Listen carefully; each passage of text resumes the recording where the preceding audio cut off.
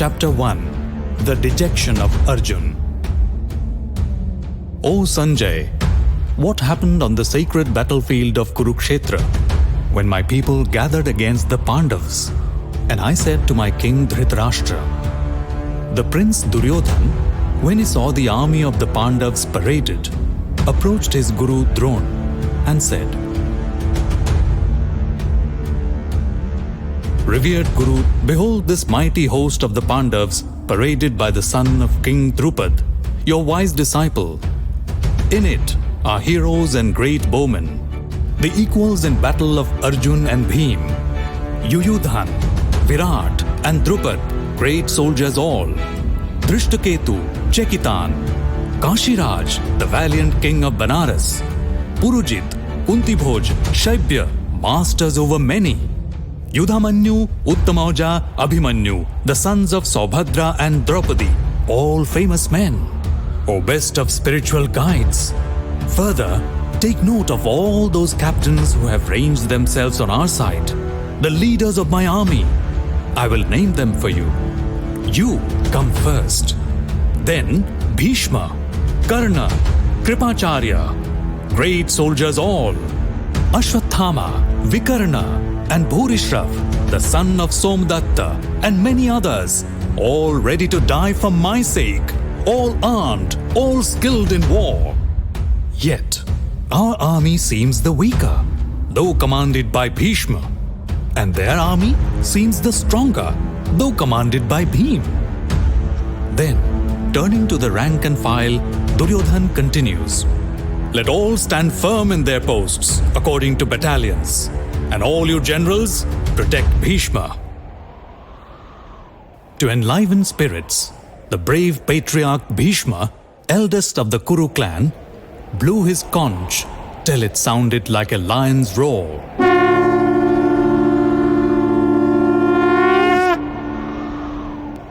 And immediately all the conches and drums, the trumpets and horns blared forth in tumultuous uproar.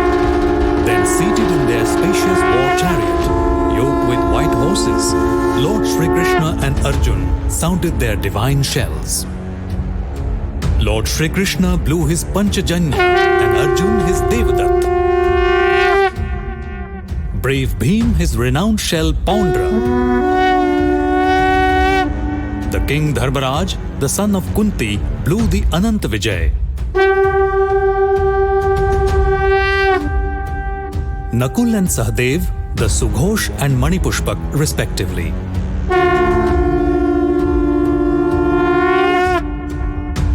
And O king, Kashiraj the great archer, Shikhandi the great soldier, Satyaki the invincible, Drishtadumna, Virat, Drupad, and the sons of Saubhadra and Draupadi all blew their conches.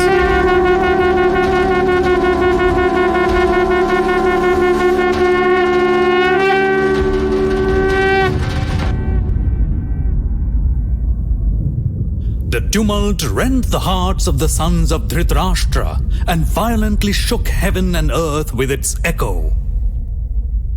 Beholding the sons of Dhritarashtra drawn up on the battlefield, ready to begin the fight, Arjun, whose flag carried the emblem of Lord Hanuman, raising his bow, said to Lord Shri Krishna, O infallible, Lord of the earth, please draw up my chariot between the two armies, so that I may observe those who must fight on my side and those who must fight against me, and gaze over this array of soldiers eager to please the sinful son of Dhritarashtra.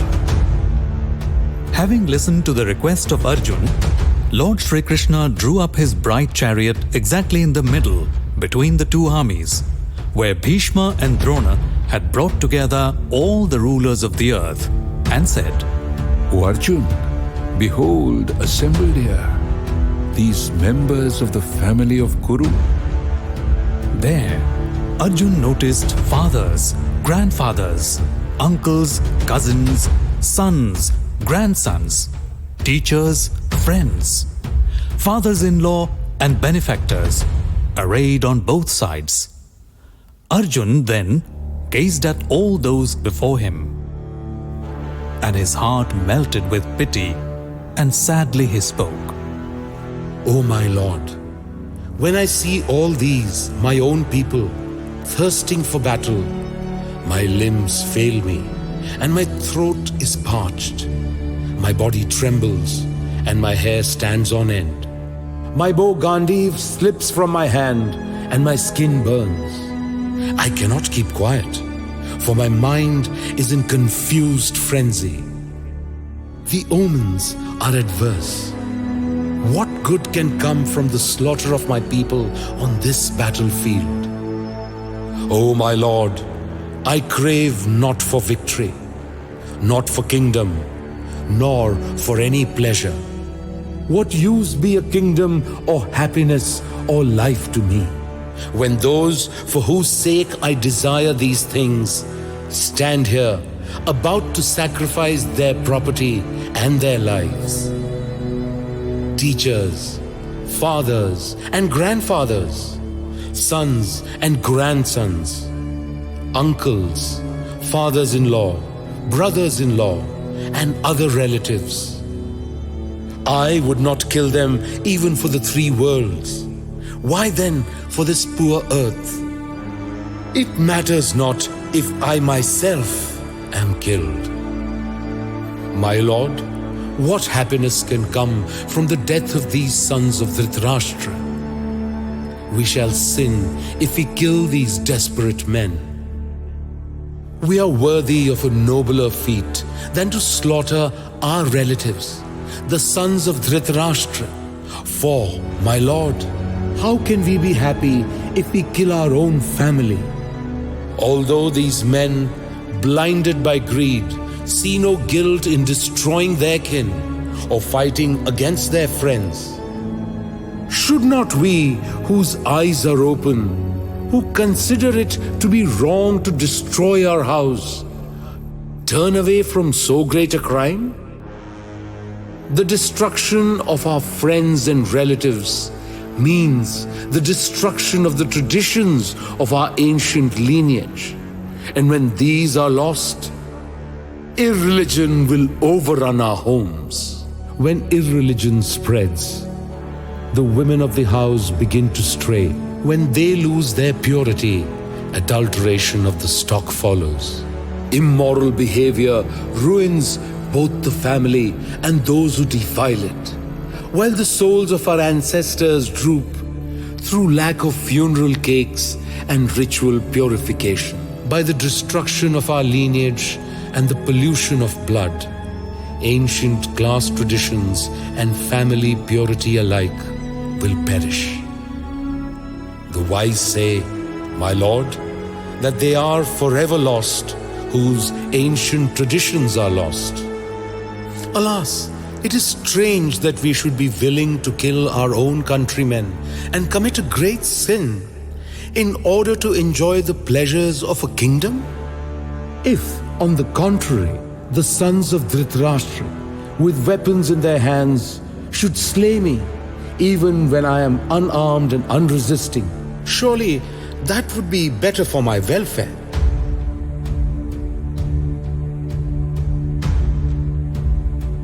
Having spoken thus in the midst of the armies, Arjun sank on the seat of the chariot, casting away his bow and arrow, heartbroken with grief.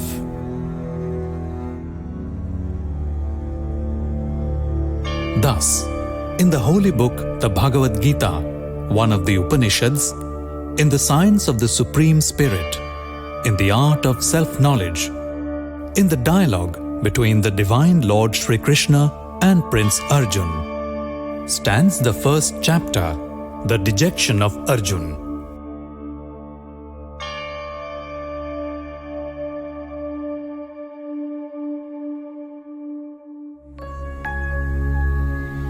Second chapter, Sankhya Yoga, the path of knowledge. Seeing Arjun overwhelmed with compassion, his eyes dimmed with flowing tears and full of dejection, Lord Shri Krishna consoled him. My beloved friend, This is the eve of the battle. This is no time to yield to this weakness, which does no credit to those who call themselves Aryans. It only brings them infamy and bars against them the gates of heaven. Oh Arjun, why give way to unmanliness? Are you not the one who strikes terror in your enemies? Shake off such shameful effeminateness and get ready to act. My lord, how can I, when the battle rages, send an arrow through Bhishma and Drona? Who should receive my reverence? Rather, would I content myself with a beggar's crust than kill these teachers of mine, these precious noble souls. To slay these masters, who are my benefactors, would be to stain the sweetness of life's pleasure with their blood. Nor can I say whether it were better that they conquer me, or for me to conquer them, since I would no longer care to live if I killed these sons of Dhritarashtra, now preparing for fight. My heart is oppressed with pity, and my mind confused as to what my duty is. Therefore, my lord, tell me what is best for my spiritual welfare, for I am your disciple. Please direct me, I pray. For should I attain the monarchy of the visible world or over the invisible world, it would not drive away the anguish which is now paralyzing my senses. Arjun, the conqueror of all enemies, then told the Lord of all hearts that he would not fight, and became silent. Thereupon the Lord, with a gracious smile, addressed Arjun, who was so much depressed, right in the middle of the two armies. Why grieve for those whom no grief is due, and yet profess wisdom? The wise grieve neither for the dead nor for the living. There was never a time when I was not, nor you, nor these princes. There never will be a time when we shall cease to be. As the soul experiences in this body, infancy, youth, and old age, so finally it passes into another. The wise have no delusion about this.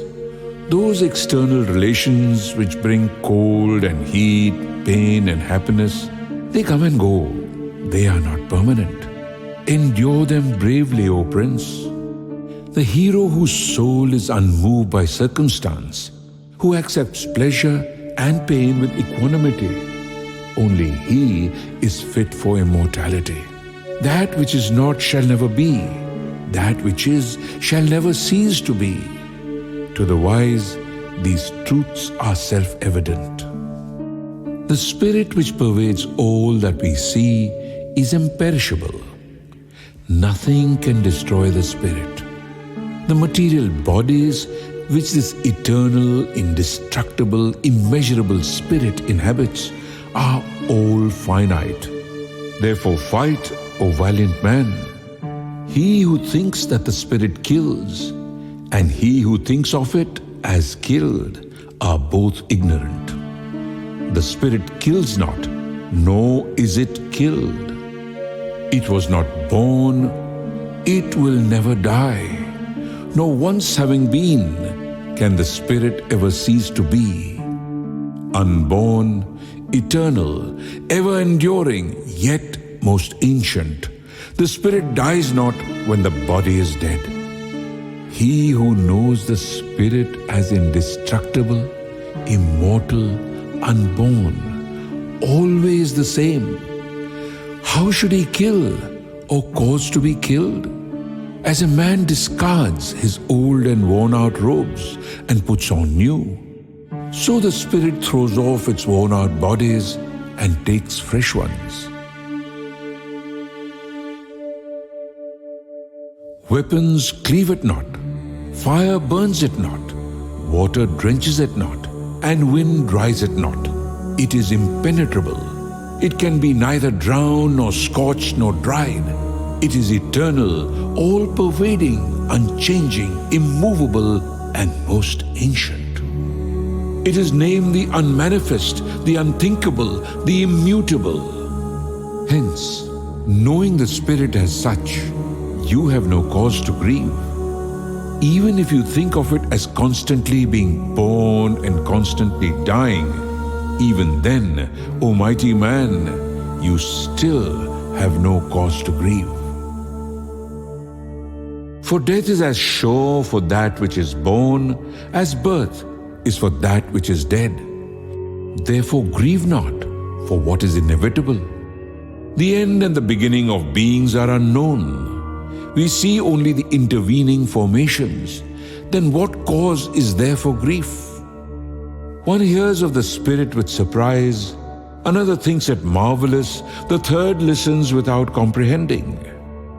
Thus, though many are told about it, scarcely is there one who knows it. Be not anxious about these armies. The spirit in man is imperishable.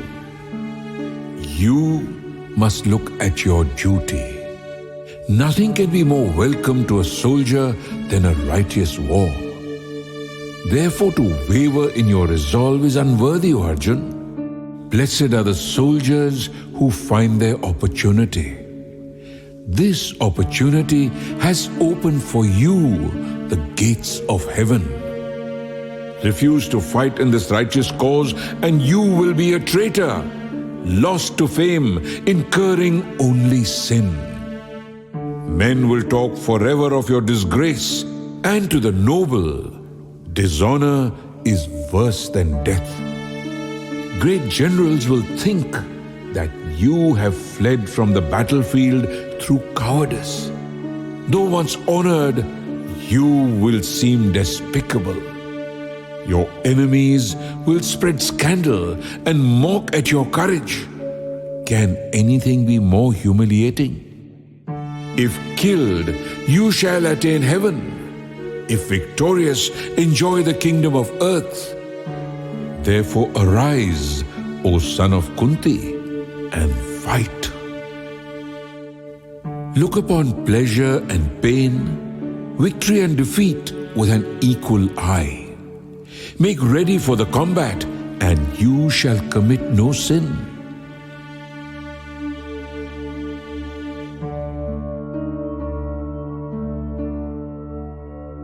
O Arjun, I have told you the philosophy of knowledge.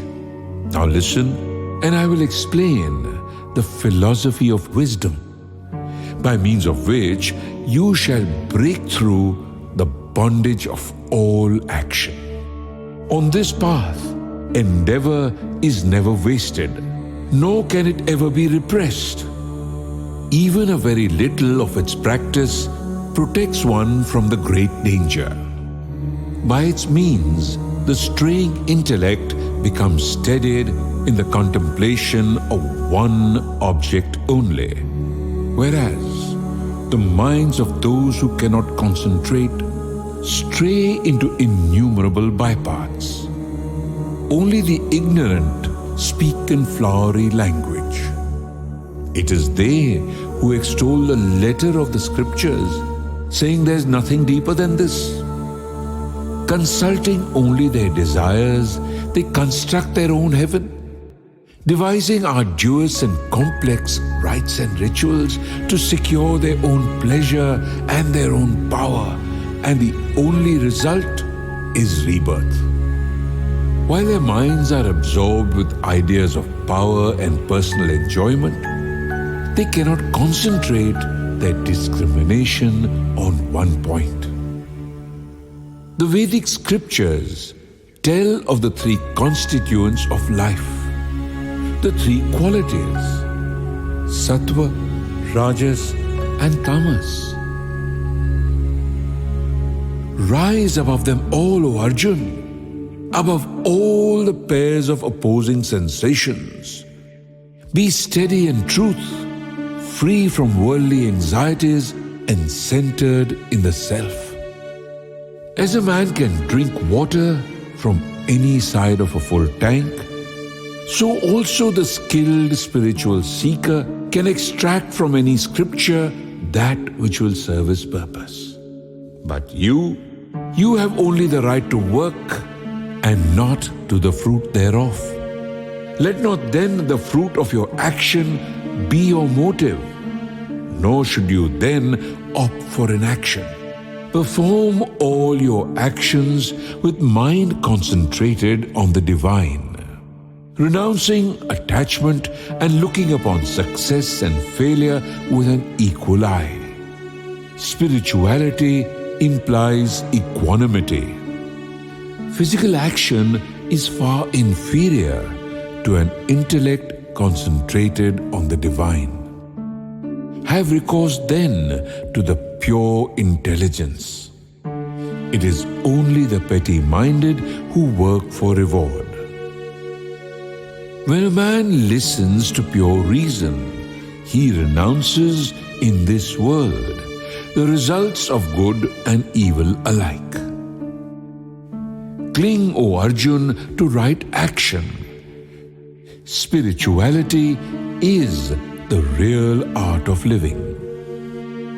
The sages, guided by pure intellect, renounce the fruit of action, and freed from the chains of rebirth, they reach the highest bliss.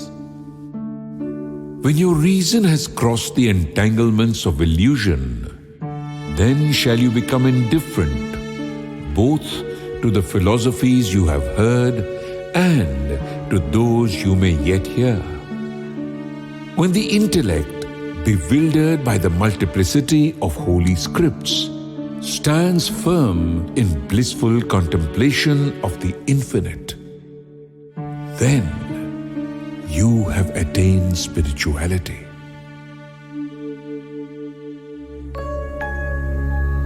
My Lord, how can we recognize the saint who has attained pure intellect, who has reached this state of bliss, and whose mind is steady?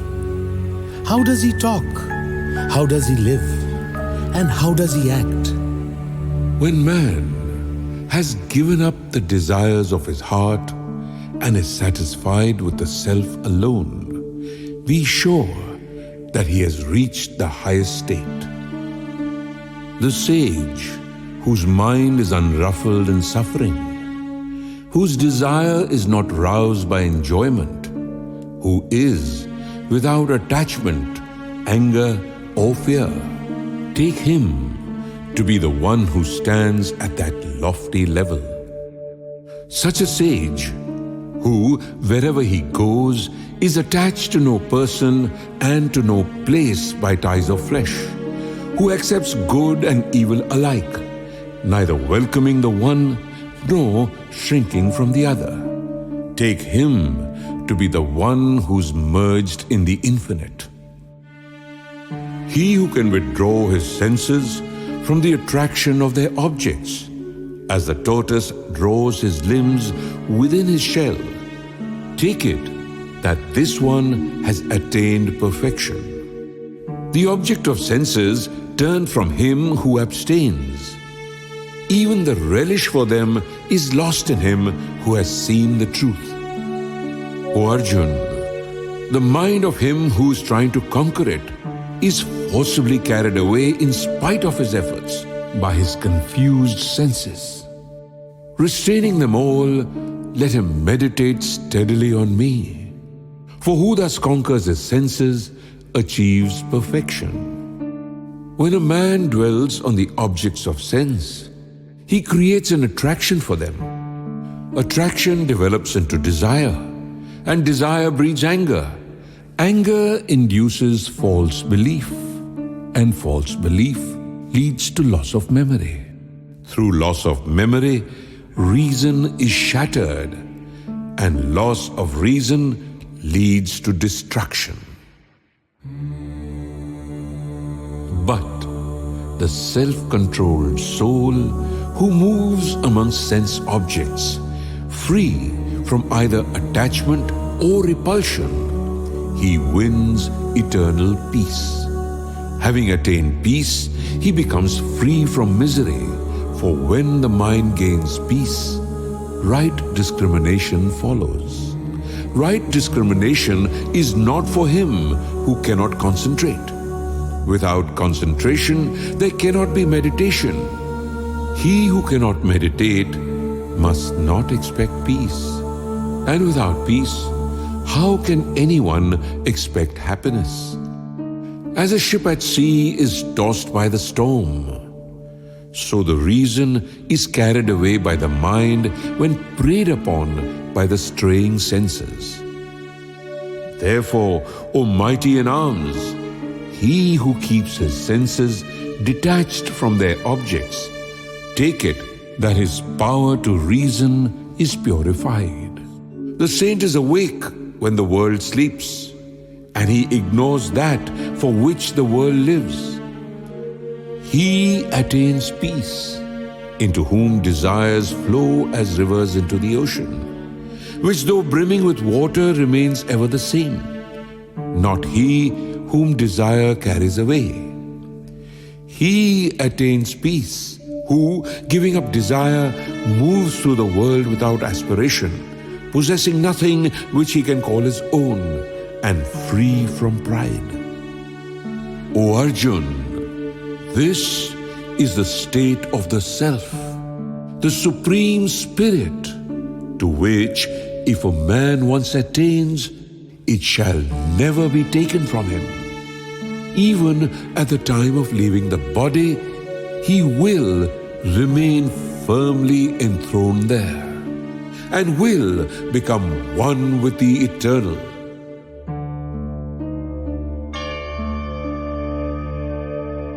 Thus, in the holy book, the Bhagavad Gita, one of the Upanishads, in the science of the Supreme Spirit, in the art of self-knowledge, in the dialogue between the Divine Lord Shri Krishna and Prince Arjun, stands the second chapter, Sankhya Yoga, the path of knowledge.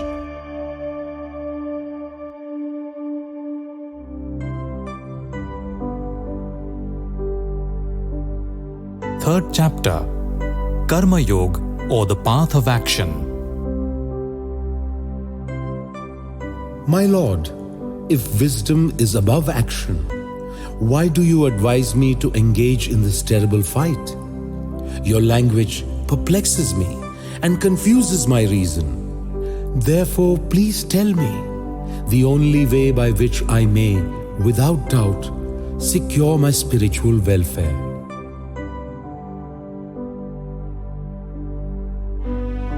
In this world, as I have said, there is a twofold path, O sinless one. There is a path of wisdom for those who meditate, and the path of action for those who work. No man can attain freedom from activity by refraining from action, nor can he reach perfection by merely refusing to act. He cannot even for a moment remain really inactive, for the qualities of nature will compel him to act, whether he wants to or not. He who remains motionless, refusing to act, but all the while brooding over sensuous objects, that deluded soul is simply a hypocrite. But, O Arjun, all honor to him whose mind controls his senses, for he is thereby beginning to practice Karma Yoga, the path of right action, keeping himself always unattached. Do your duty as prescribed, for action for duty's sake is superior to inaction. Even the maintenance of the body would be impossible if man remained inactive. In this world, people are tied down by action, unless it is performed as a sacrifice. Therefore, O Arjun, let your acts be done without attachment, as sacrifice only. In the beginning, when God Prajapati created all things by the sacrifice of himself, he said unto them, through sacrifice you can procreate, and it shall satisfy all your desires. Worship the powers of nature, and let them nourish you in return. Thus, supporting each other, you shall attain your highest welfare. For nourished on sacrifice, nature will give you all the enjoyment you desire.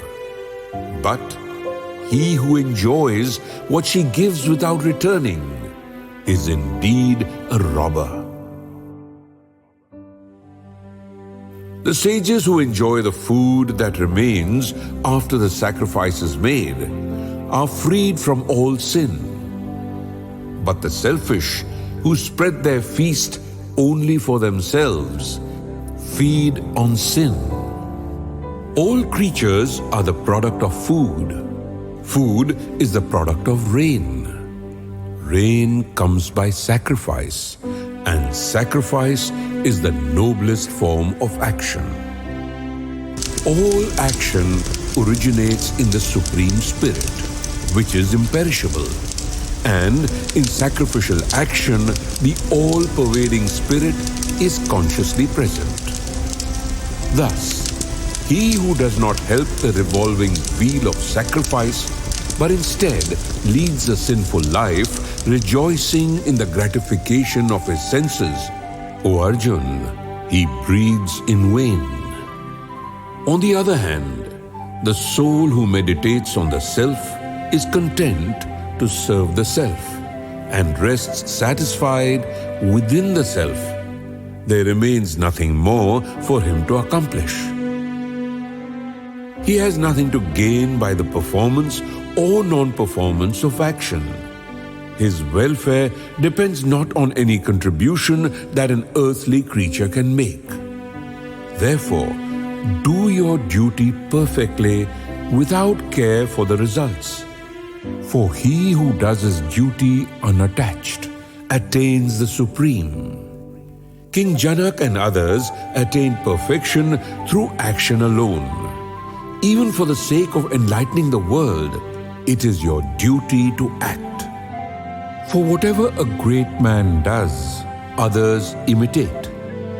People conform to the standard which he has set. There is nothing in this universe, O Arjun, that I am compelled to do, nor anything for me to attain. Yet, I am persistently active. For, were I not to act without ceasing, O Prince, people would be glad to do likewise.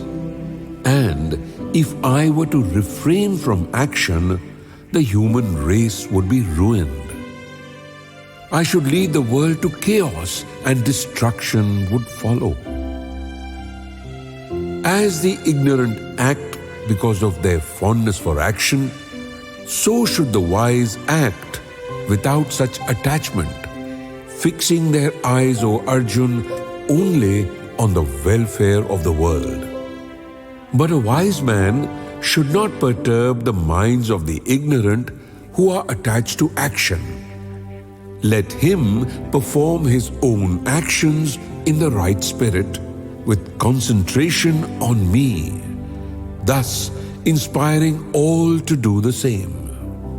Action is the product of the qualities inherent in nature. It is only the ignorant man, misled by personal egotism, who says, I am the doer. But he, O Mighty One, who understands correctly the relation of the qualities to action, is not attached to the act. For he perceives that it is merely the action and reaction of the qualities among themselves.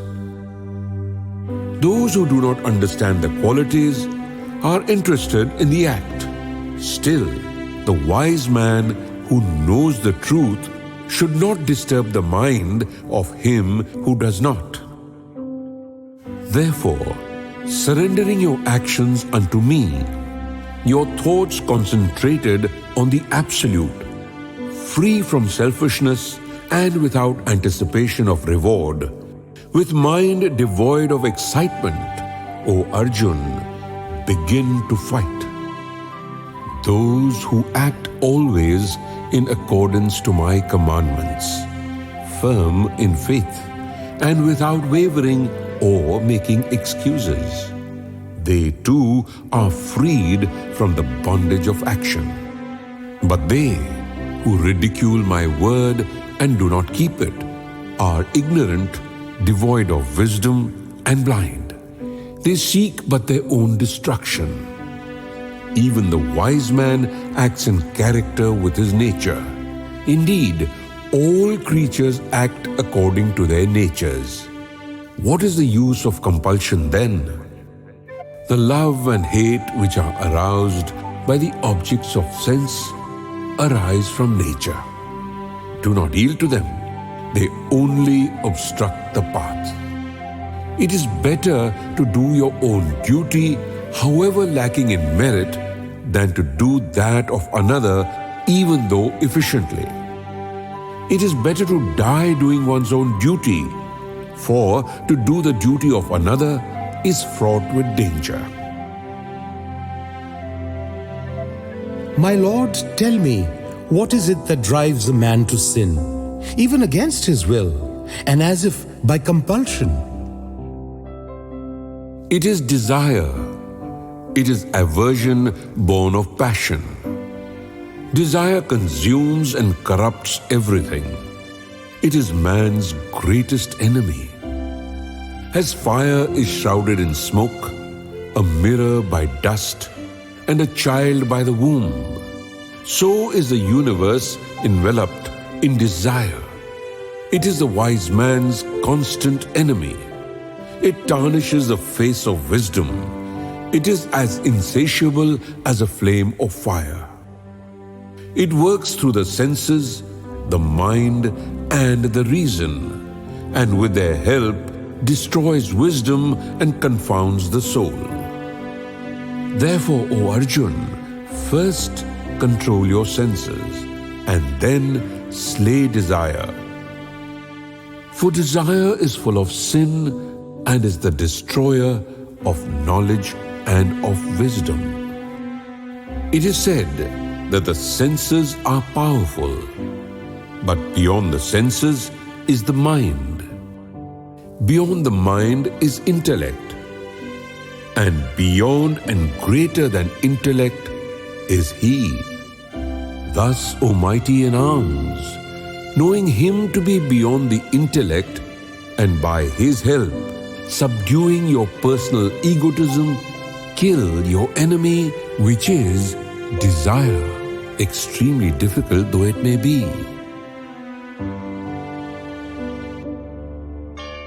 Thus, in the holy book, the Bhagavad Gita, one of the Upanishads, in the science of the Supreme Spirit, in the art of self-knowledge, in the dialogue between the Divine Lord Shri Krishna and Prince Arjun, stands the third chapter, Karma Yoga, or the path of action.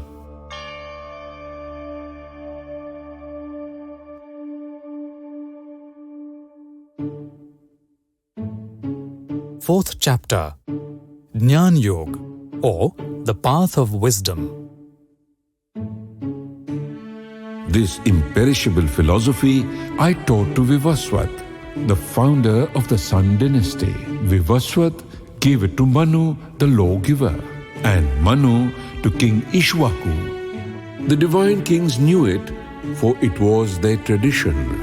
Then, after a long time, alas, it was forgotten. It is the same ancient path that I have now revealed to you, since you are my devotee and my friend. It is the supreme secret. My Lord, Vivaswat existed before you. Then how could you have revealed it to him? O Arjun, I have been born again and again, from time to time. So have you. My births are known to me, but you do not know yours. I have no beginning, though I am imperishable as well as the Lord of all that exists. Yet, by my own will and power, do I manifest myself.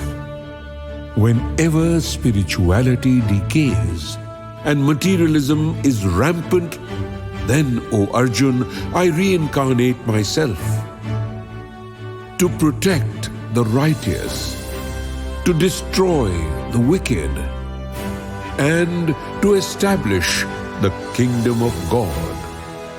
I am reborn from age to age. He who realizes this divine truth concerning my birth and life is not born again, and when he leaves his body, he becomes one with me. Many have merged their existence in mine, being freed from desire, fear, and anger, filled always with me, and purified by the illuminating flame of total renunciation. Howsoever men try to worship me, so do I welcome them. By whatever path they travel, it finally leads to me. Those who look for success worship the powers, and in this world, their actions bear immediate fruit. The four divisions of society, the wise, the soldier, the merchant, and the laborer, were all created by me, according to the natural distribution of qualities and instincts. I am their author, though I myself do no action and am changeless. My actions do not bind me, nor do I desire anything that they can bring. He who thus realizes me is not enslaved by action. In the light of this wisdom, our ancestors who sought deliverance performed their acts. You too should act the way our ancestors did. What is action? What is inaction? It is a question which has bewildered the wise. But I will tell you the philosophy of action, and knowing it, you shall be free from evil. It is necessary to consider what is right action, what is wrong action, and what is inaction, for mysterious is the law of action. He who can see inaction in action and action in inaction is the wisest among men. He is a saint, even though he still acts. The wise call him a sage, for whatever he undertakes is free from the motive of desire, and his deeds are purified by the fire of wisdom. Having surrendered all claim to the results of his actions, always content and independent, in reality he does nothing, even though he is apparently acting. Expecting nothing, his mind and personality in control, without greed, doing bodily actions only. Though he acts, yet he remains untainted, content with what comes to him without effort of his own. Mounting above the pairs of opposites, free from envy, his mind balanced both in success and failure. Though he acts, yet the consequences do not bind him. He who is without attachment, free, his mind centered in wisdom, his actions being done as a sacrifice, leaves no trace behind. For him, the sacrifice itself is the spirit. The spirit and the offering are one. It is the spirit itself which is sacrificed in its own fire. And the man, even in action, is united with God, since while performing his act, his mind never ceases to be fixed on him. Some sages sacrifice to the powers, others offer themselves on the altar of the eternal. Some sacrifice their physical senses in the fire of self-control. Others offer up their contact with external objects in the sacrificial fire of their senses. Again, others sacrifice their activities and their vitality in the spiritual fire of total renunciation, kindled by wisdom. And yet others offer as their sacrifice wealth, austerities, and meditation. Monks, wedded to their vows, renounce their scriptural learning and even their spiritual powers. There are some who practice control of the vital energy and govern the subtle forces of prana and apan, thereby sacrificing their prana unto apan or their apan unto prana. Others, controlling their diet, sacrifice their worldly life to the spiritual fire. All understand the principle of sacrifice, and by its means their sins are washed away. Tasting the nectar of immortality as the reward of sacrifice, they reach the eternal. This world is not for those who refuse to sacrifice, much less the other world. In this way, other sacrifices too may be undergone for the sake of the spirit. You should know that they all depend on action, and knowing this, you shall be free. The sacrifice of wisdom is superior to any material sacrifice, for the climax of action, O Arjun, is always realization. You shall learn this by prostrating yourself at the Master's feet, by questioning him and by serving him. The wise who have realized the truth will teach you this wisdom. Having known that, you shall never again be confused. And by the power of that wisdom, O Arjun, you shall see all these people as if it were your own self, and therefore as me. Even if you are the greatest of all sinners, yet you shall cross over all sin by the ship of wisdom. As the kindled fire consumes the fuel, so, O Arjun, in the flames of wisdom, the embers of action are burnt to ashes. There is nothing in the world so purifying as wisdom. And he who is a perfect saint finds that at last in his own self. He who is full of faith attains wisdom, and he too who can control his senses. Having attained that wisdom, he shall before long attain the supreme peace. But the ignorant man, and he who has no faith, and the non-believer are all lost. Neither in this world nor elsewhere is there any happiness in store for him who always doubts. But the man who has renounced his action for meditation, who has cut his doubts in two with a sword of wisdom, who remains always enthroned in his self, is not bound by his acts.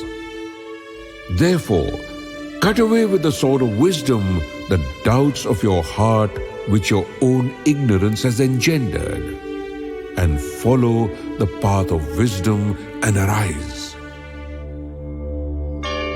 Thus, in the holy book, the Bhagavad Gita, one of the Upanishads, in the science of the Supreme Spirit, in the art of self-knowledge, in the dialogue between the Divine Lord Shri Krishna and Prince Arjun, stands the fourth chapter, Jnana Yoga, or the Path of Wisdom.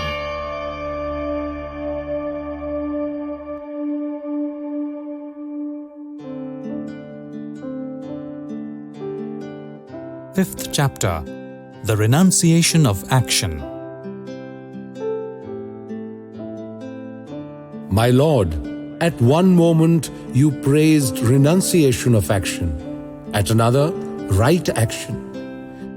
Tell me truly, I pray, which of these is the more conducive to my highest welfare.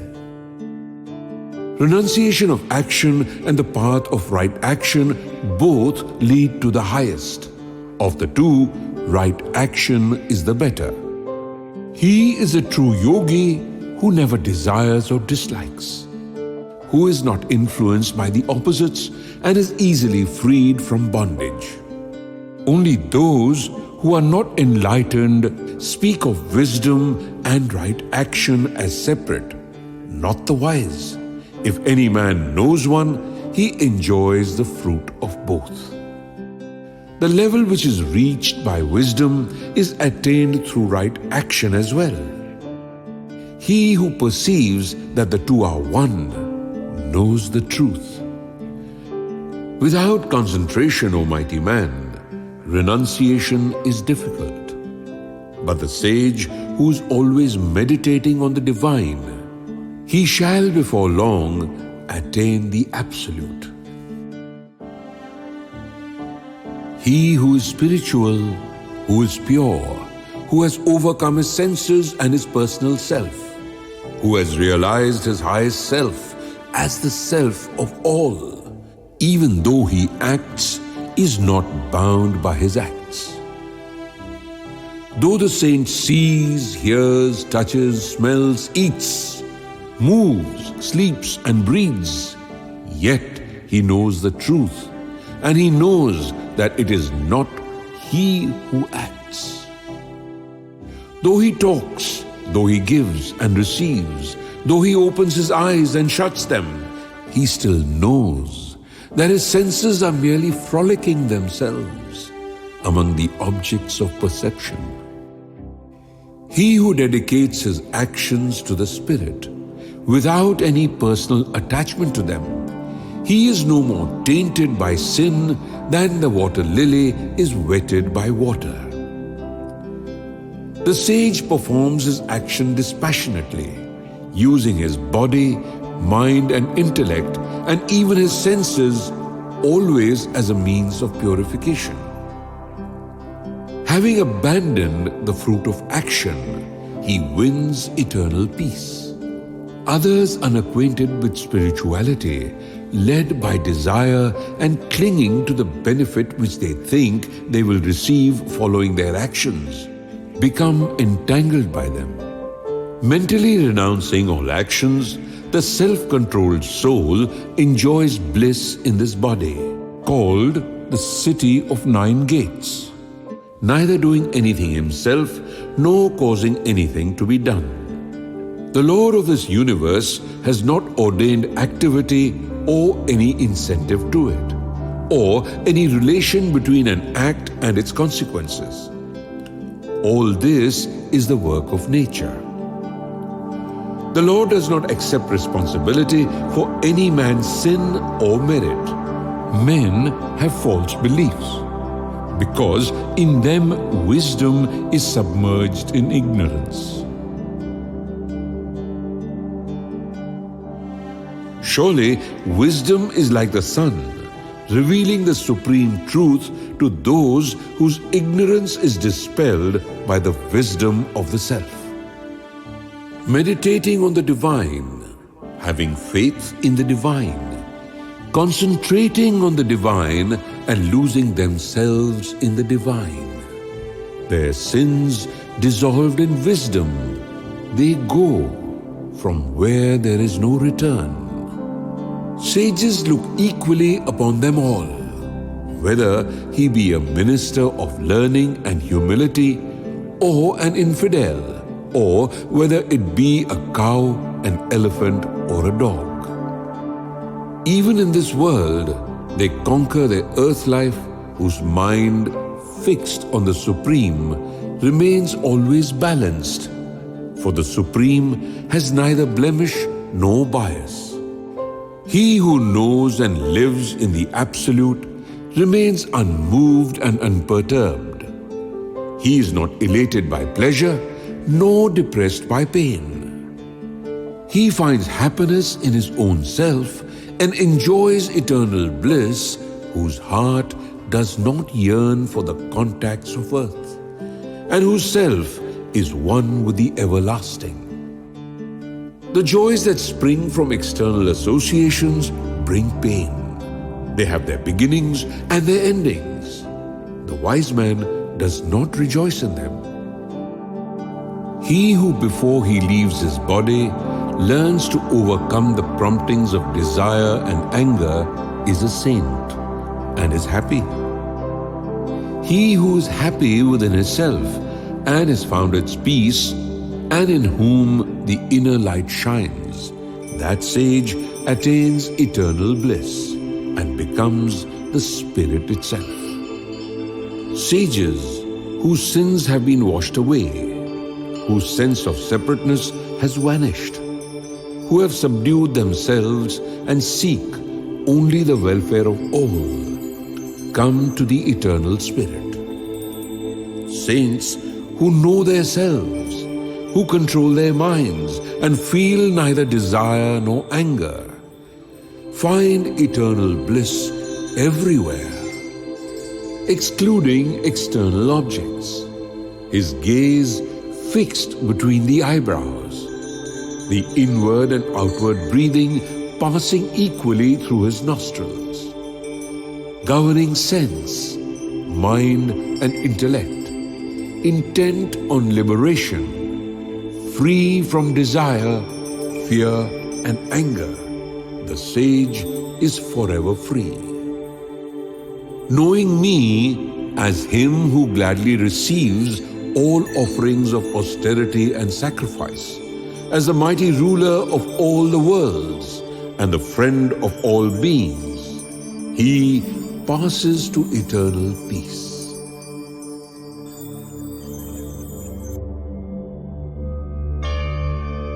Thus, in the holy book, the Bhagavad Gita, one of the Upanishads, in the science of the Supreme Spirit, in the art of self-knowledge, in the dialogue between the Divine Lord Shri Krishna and Prince Arjun, stands the 5th chapter, the renunciation of action.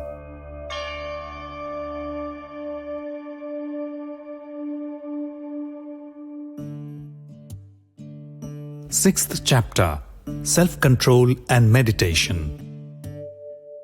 He who acts because it is his duty, not thinking of the consequences, is really spiritual and a true yogi. And not he who merely observes rituals or shuns all action. O Arjun, renunciation is in fact what is called right action. No one can become spiritual who has not renounced all desire. For the sage who seeks the heights of spiritual meditation, practice is the only method. And when he has attained them, he must maintain himself there by continual self-control. When a man renounces even the thought of initiating action, when he is not interested in sense objects or any results which may flow from his acts, then in truth he understands spirituality. Let him seek liberation by the help of his highest self, and let him never disgrace his own self. For that self is his only friend, yet it may also be his enemy. To him who has conquered his own nature by its help, the self is a friend. But to him who has not done so, it is an enemy. The self of him who is self-controlled and has attained peace is equally unmoved by heat or cold, pleasure or pain, honor or dishonor. He who desires nothing but wisdom and spiritual insight, who has conquered his senses and who looks with the same eye upon a lump of earth, a stone or fine gold, is the real saint. He looks impartially on all, lover, friend or foe, indifferent or hostile, alien or relative, virtuous or sinful. Let the student of spirituality try unceasingly to concentrate his mind. Let him live in seclusion, absolutely alone, with mind and personality controlled, free from desire and without possessions. Having chosen a holy place, let him sit in a firm posture, on a seat neither too high nor too low, and covered with a grass mat, a deerskin or a cloth. His mind concentrated, its functions controlled, and his senses governed. Let him practice meditation for the purification of his lower nature. Let him hold body, head, and neck erect, motionless and steady. Let him look fixedly at the tip of his nose, turning neither to the right nor to the left. Observing the vow of celibacy, with mind controlled and fixed on me, let the student lose himself in contemplation of me. Thus keeping his mind always in communion with me, he shall attain that peace which is mine, and which will lead him finally to liberation. Meditation is not for him who eats too much, nor for him who eats not at all, nor for him who is overmuch addicted to sleep, nor for him who is always awake, but for him who regulates his food and recreation, who is balanced in action, in sleeping and waking, it shall dispel all unhappiness.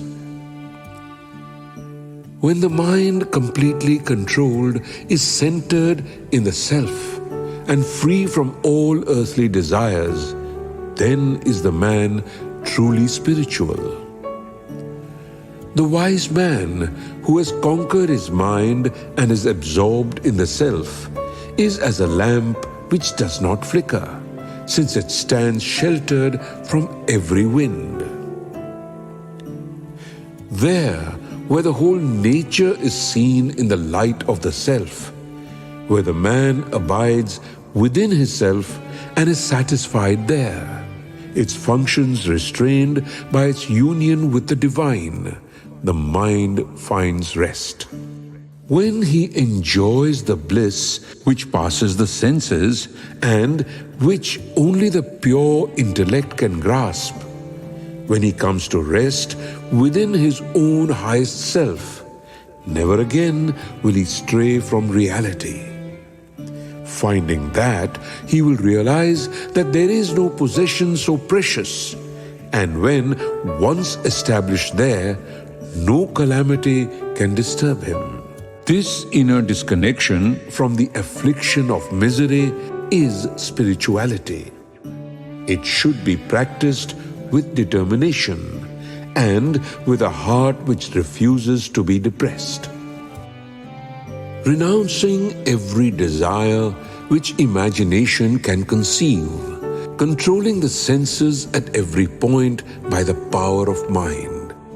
Little by little, by the help of his reason controlled by fortitude, let him attain peace, and fixing his mind on the self, let him not think of any other thing. When the volatile and wavering mind would wander, let him restrain it and bring it together with its ally, the self. Supreme bliss is the lot of the sage whose mind attains peace, whose passions subside, who is without sin, and who becomes one with the Absolute. Thus, free from sin, abiding always in the eternal, the saint enjoys without effort the bliss which flows from realization of the infinite. He who experiences the unity of life sees his own self in all beings, and all beings in his own self, and looks on everything with an impartial eye. He who sees me in everything and everything in me, him I shall never forsake, nor shall he lose me. The sage who realizes the unity of life and who worships me in all beings lives in me, whatever may be his lot. O Arjun, he is the perfect saint who, taught by the likeness within himself, sees the same self everywhere, whether the outer form may be pleasurable or painful. I do not see how I can attain this state of equanimity which you have revealed due to the restlessness of my mind. My Lord, most certainly the mind is fickle and turbulent, obstinate and strong, extremely difficult as the wind to control. Without doubt, O Mighty One, the mind is fickle and exceedingly difficult to restrain. But, O son of Kunti, with practice and renunciation, it can be done. It is not possible to attain self-realization if a man does not know how to control himself. But for him who, striving by proper means, learns such control, it is possible. He who fails to control himself, whose mind falls from spiritual contemplation, who attains not perfection but retains his faith, what of him, my Lord? Having failed in both, my Lord, is he without hope, like a lonely cloud having no support, lost on the spiritual road? My Lord, you are most worthy to solve this doubt once and for all. Except for you, no one is competent to do so. My beloved child, there is no destruction for him, either in this world or in the next. No evil fate awaits him who treads the path of righteousness. Having reached the worlds where the righteous dwell, and having remained there for many years, he who has slipped away from the path of spirituality will be born again in the family of the pure, benevolent and prosperous. Or he may be born in the family of the wise sages, though a birth like this is indeed very difficult to obtain. Then the experience acquired in his former life will revive, and with its help he will strive for perfection more eagerly than before. Unconsciously, he will return to the practices of his old life, so that he who tries to realize spiritual consciousness is certainly superior to one who only talks of it. Then, after many lives, the student of spirituality who earnestly strives and whose sins are absolved attains perfection and reaches the Supreme. The wise man is superior to the yogi, and to the scholar, and to the man of action.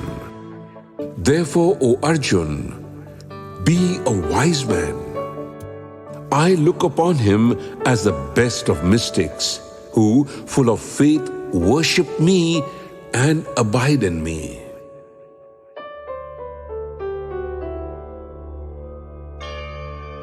Thus, in the holy book, the Bhagavad Gita, one of the Upanishads, in the science of the Supreme Spirit, in the art of self-knowledge, in the dialogue between the Divine Lord Shri Krishna and Prince Arjun, stands the 6th chapter, Self-Control and Meditation.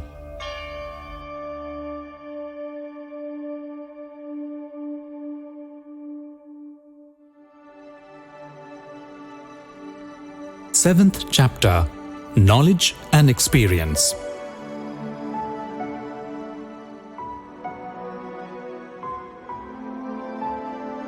Listen, O Arjun, and I will tell you how you shall know me in my full perfection, practicing meditation with your mind devoted to me and having me as your refuge.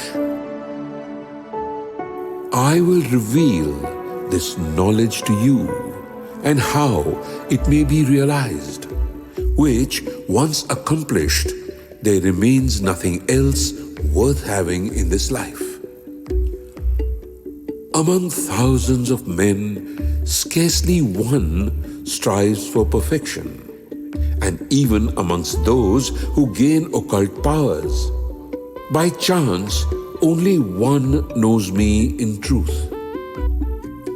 Earth, water, fire, air, ether, mind, intellect, and personality. This is the eightfold division of my manifested nature. This is my inferior nature. But distinct from this, O valiant one, you should know that my superior nature is the very life which sustains the universe. It is the womb of all being, for I am He by whom the worlds were created and shall be dissolved. O Arjun, there is nothing higher than me. All is strung upon me, as rows of pearls upon a thread. O Arjun, I am the fluidity in water, the light in the sun and in the moon. I am the mystic syllable Om in the Vedic scriptures, the sound in ether, the virility in man. I am the fragrance of the earth, the brilliance of fire. I am the life force in all beings, and I am the austerity of the yogis.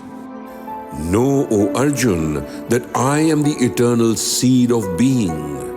I am the intelligence of the intelligent, the splendor of the resplendent. I am the strength of the strong, of them who are free from attachment and desire.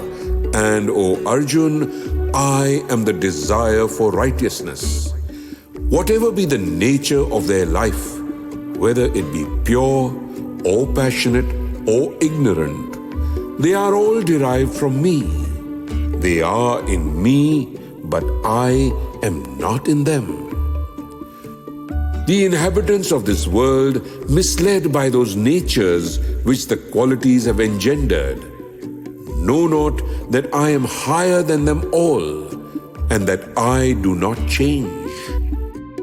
In fact, this divine illusion of phenomenon manifesting itself in the qualities is difficult to surmount.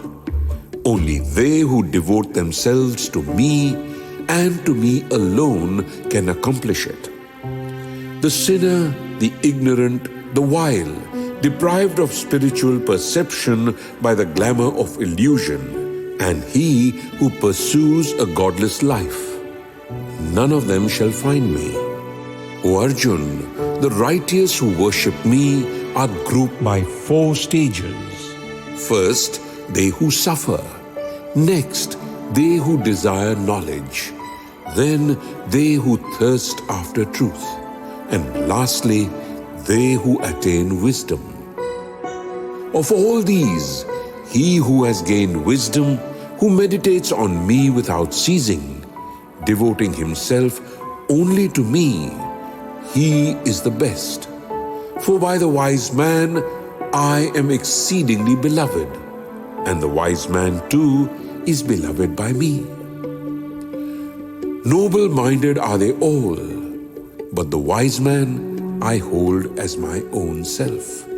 For he, remaining always at peace with me, makes me his final goal.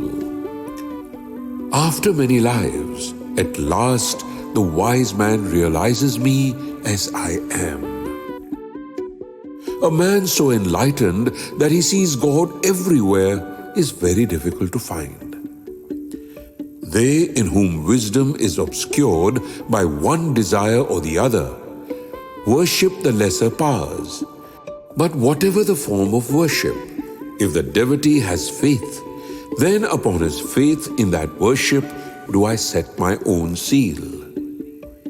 If he worships one form alone with real faith, then shall his desires be fulfilled through that only, for thus have I ordained. The fruit that comes to men of limited insight is, after all, finite.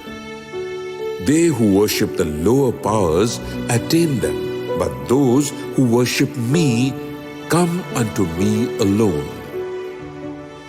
The ignorant think of me as if I were really in human form. They do not understand that my supreme nature is changeless and most excellent. I am not visible to all, for I am enveloped by the illusion. This deluded world does not know me as the unborn and the imperishable. O Arjun, I know all beings in the past, the present, and the future, but they do not know me.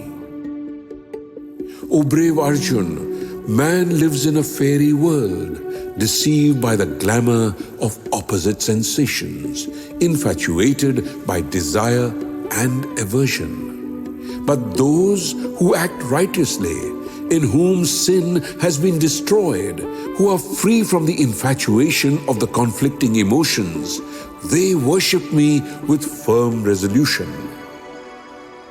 Those who make me their refuge, who strive for liberation from decay and death, they realize the Supreme Spirit, which is their own real self, and where all action finds its completion. Those who see me in the life of the world, in the universal sacrifice, and as pure divinity, keeping their minds steady, they live in me, even in the crucial hour of death.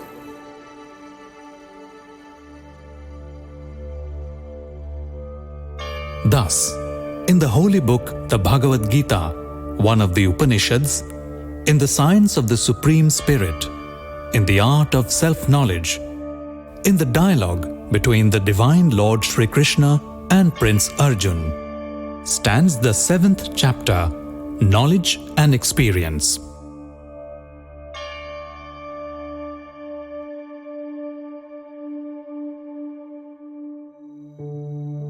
Eighth chapter, The Life Everlasting.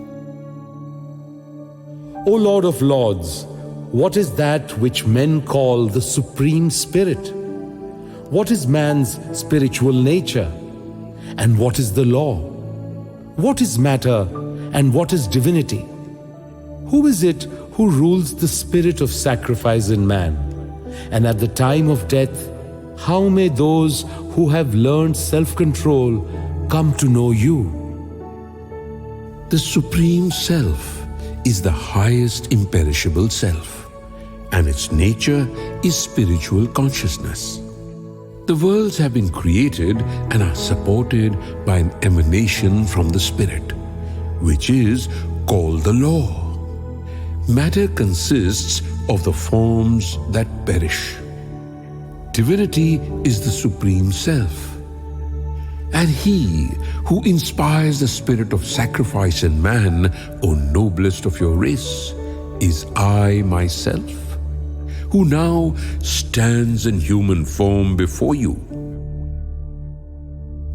Whosoever at the time of death thinks only of me, and thinking thus leaves the body and goes forth, assuredly he will know me. Whatever sphere of being the mind of a man may be intent on at the time of death, there will he go. Therefore, meditate always on me and fight. If your mind and your reason be fixed on me, to me you shall surely come. He whose mind does not wander and who is engaged in constant meditation attains the Supreme Spirit. Whoso meditates on the omniscient, the ancient, more minute than an atom, yet the ruler and upholder of all, unimaginable, brilliant like the sun, beyond the reach of darkness, He who leaves the body with mind unmoved and filled with devotion by the power of his meditation, gathering between his eyebrows his whole vital energy, attains the Supreme. Now I will speak briefly of the imperishable goal proclaimed by those versed in the scriptures. This is the goal that the mystic attains when free from passion, and for which he is content to undergo the vow of self-control and celibacy. Closing the gates of the body, drawing the forces of his mind into the heart, and by the power of meditation, concentrating his vital energy in the brain, repeating Om, the symbol of eternity, holding me always in remembrance. He who thus leaves his body and goes forth reaches the Spirit Supreme. To him who thinks constantly of me and of nothing else, to such an ever-faithful devotee, O Arjun, I am always accessible.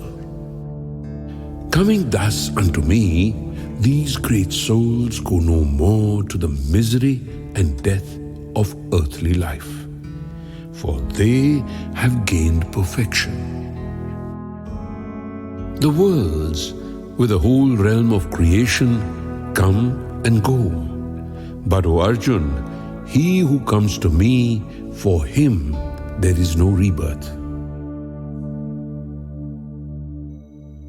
Those who understand the cosmic day and the cosmic night know that one day of creation is 1,000 cycles, and that the night is of equal length. At the dawning of the cosmic day, all objects in all their forms stream forth from the unmanifest, and when the cosmic evening falls, they are dissolved into it again. The same multitude of beings which have lived on earth so often, all are dissolved as the cosmic night of the universe approaches, to issue forth anew when the cosmic morning breaks. In truth, therefore, there is the eternal unmanifest, which is beyond and above the unmanifest spirit of creation, which is never destroyed when all these beings perish. The wise say that the unmanifest and indestructible is the highest goal of all. When once that is reached, there is no return. That is my blessed home. O Arjun, that highest God in whom all beings abide, and who pervades the entire universe, is reached only by wholehearted devotion.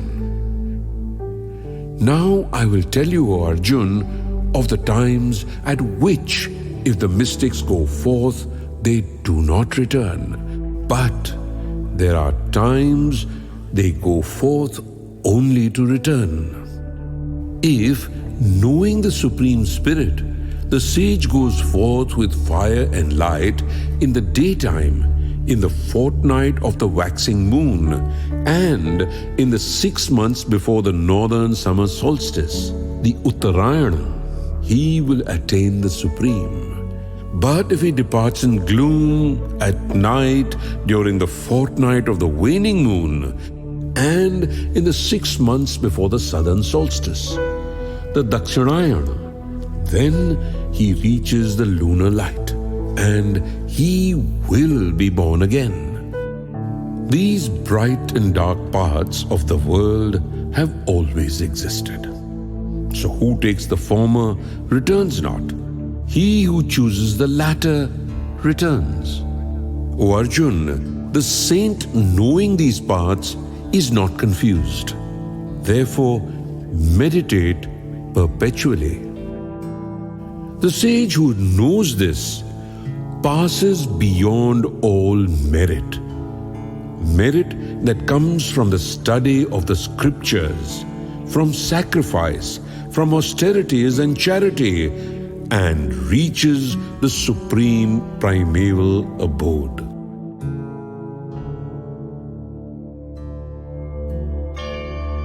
Thus, in the holy book, the Bhagavad Gita, one of the Upanishads, in the science of the Supreme Spirit, in the art of self-knowledge, in the dialogue between the Divine Lord Shri Krishna and Prince Arjun, stands the 8th chapter, The Life Everlasting.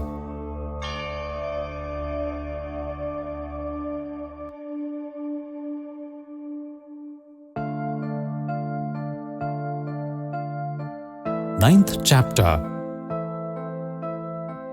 The Science of Sciences and the Mystery of Mysteries. O Arjun, now that you do not doubt, I will reveal to you that profound mysticism which, when followed by experience, shall liberate you from sin. This is the premier science, the sovereign secret, the purest and best, intuitional, righteous, and to him who practices it, pleasant beyond measure.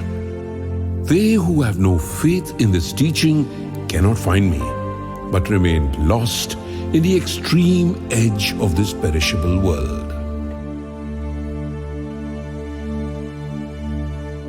The whole world is pervaded by me, yet my form is not seen. All living things have their being in me, yet I am not limited by them. Nevertheless, they do not consciously abide in me. Such is my divine sovereignty that though I, the Supreme Self, am the cause and upholder of all, yet I remain outside. As the mighty wind, though moving everywhere, has no resting place but space, so have all these beings no home but me.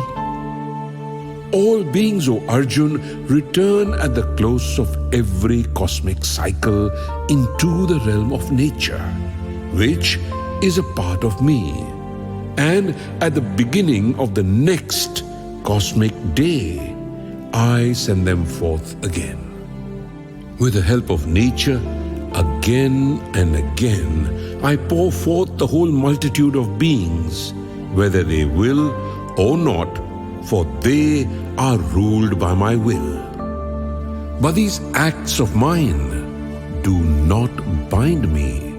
I remain outside and unattached. Under my guidance, nature produces all things movable and immovable. Thus it is, O Arjun, that this universe revolves. Fools disregard me, seeing me in my human form. They do not know that in my higher nature, I am the Lord God of all. Their hopes are vain, their actions worthless, their knowledge futile. They are without sense, deceitful, barbarous, and godless. But the great souls, O Arjun, filled with my divine spirit, they worship me. They fix their minds on me and on me alone. For they know that I am the imperishable source of being. Always extolling me, strenuous, firm in their vows, prostrating themselves before me, they worship me continually with concentrated devotion. Others worship me with full consciousness as the One, the Manifold, the Omnipresent, the Universal.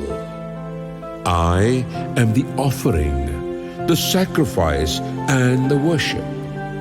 I am the fuel and the chant. I am the butter offered to the fire. I am the fire itself, and I the act of offering. I am the father of the universe and its mother. I am its nourisher and its grandfather. I am the knowable and the pure, I am Om, and I am the sacred scriptures. I am the goal, the sustainer, the Lord, the witness, the home, the shelter, the lover, and the origin. I am life and death. I am the fountain and the seed imperishable. I am the heat of the sun. I release and hold back the rains. I am being and non-being. I am death and immortality.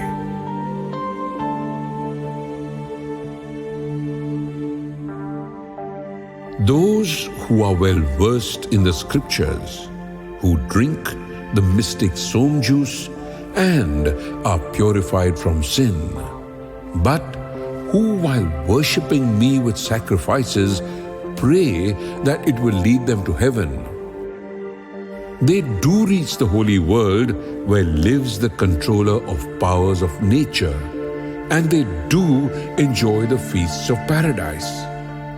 Yet, although they enjoy the spacious glories of paradise, nevertheless, when their merit is exhausted, they are born again into this world of mortals. They have followed the letter of the scriptures, yet because they have sought but to fulfill their own desires, they must depart and return again and again.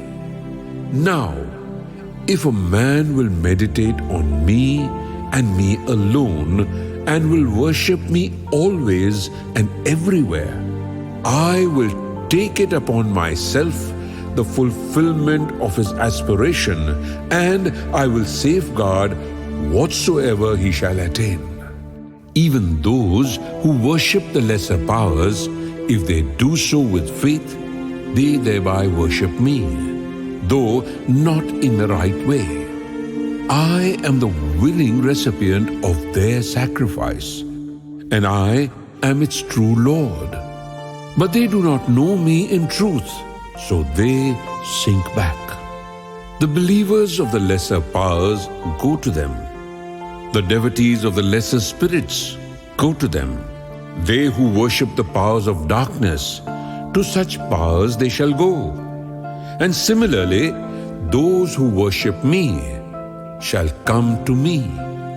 Whatever a man offers to me, whether it be a leaf or a flower or fruit or water, I accept it, for it is offered with devotion and purity of mind. Whatever you do, whatever you eat, whatever you sacrifice and give, whatever austerities you practice, do all as an offering to me. So shall your action be attended by no result, either good or bad. But through the spirit of renunciation, you shall come to me and be free. I am the same to all beings. I favor none, and I hate none. But those who worship me devotedly, they live in me, and I in them. Even though the most sinful, if he worships me with his whole heart, shall be considered righteous, for he is treading the right path. He shall attain spirituality before long, and eternal peace shall be his. Believe me, O Arjun, my devotee is never lost. For even the children of sinful parents, and those miscalled the weaker sex, and merchants and laborers, if only they will make me their refuge, they shall attain the highest. So why not all the holy ministers of God, the devotees and the saintly rulers? They too, born in this changing and miserable world, should worship me. Fix your mind on me. Devote yourself to me. sacrifice for me, surrender to me, make me the object of your aspirations, and you shall assuredly become one with me, who in fact is your own self.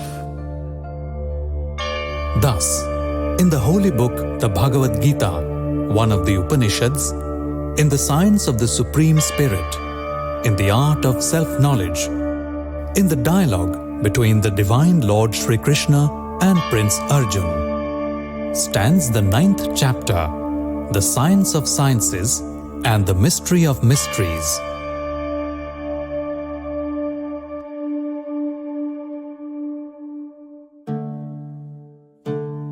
10th chapter, the Divine Manifestations.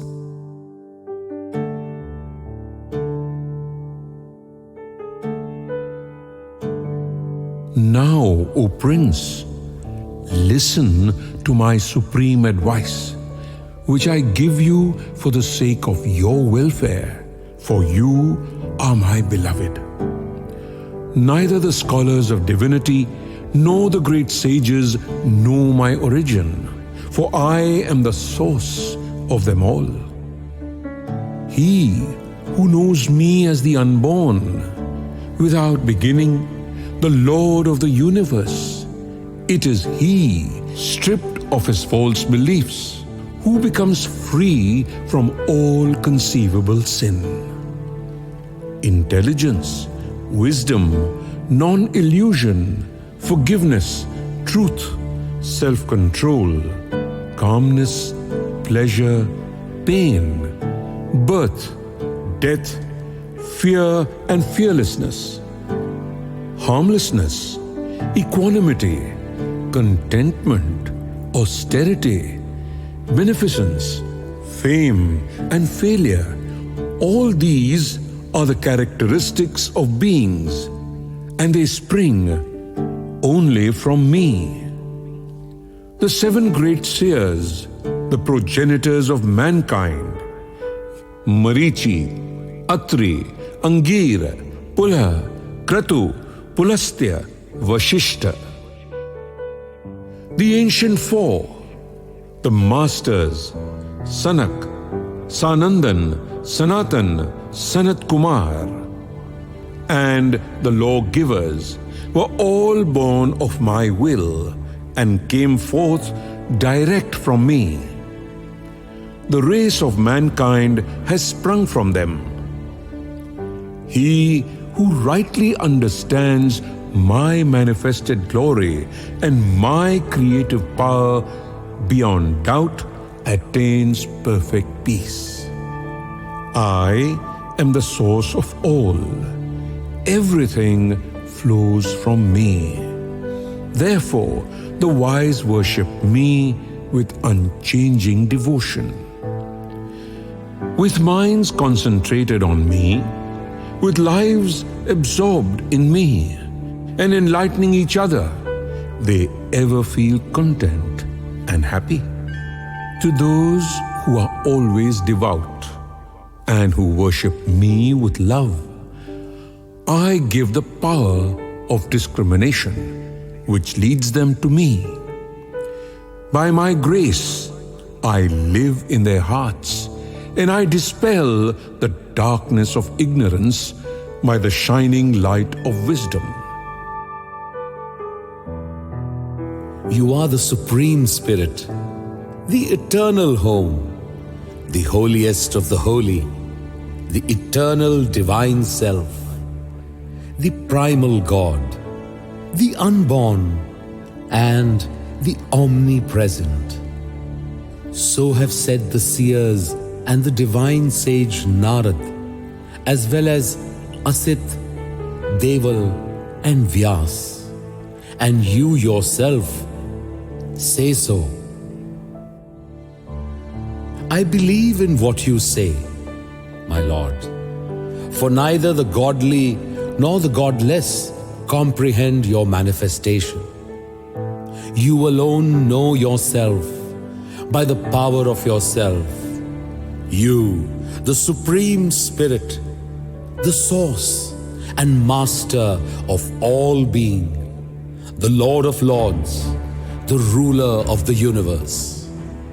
Please tell me all about your glorious manifestations by means of which you pervade the world. O Master, how shall I, by constant meditation, know you?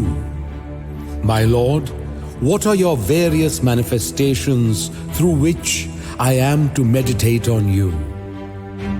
Tell me again, I pray, about the fullness of your power and your glory, for I feel that I am never satisfied when I listen to your immortal words.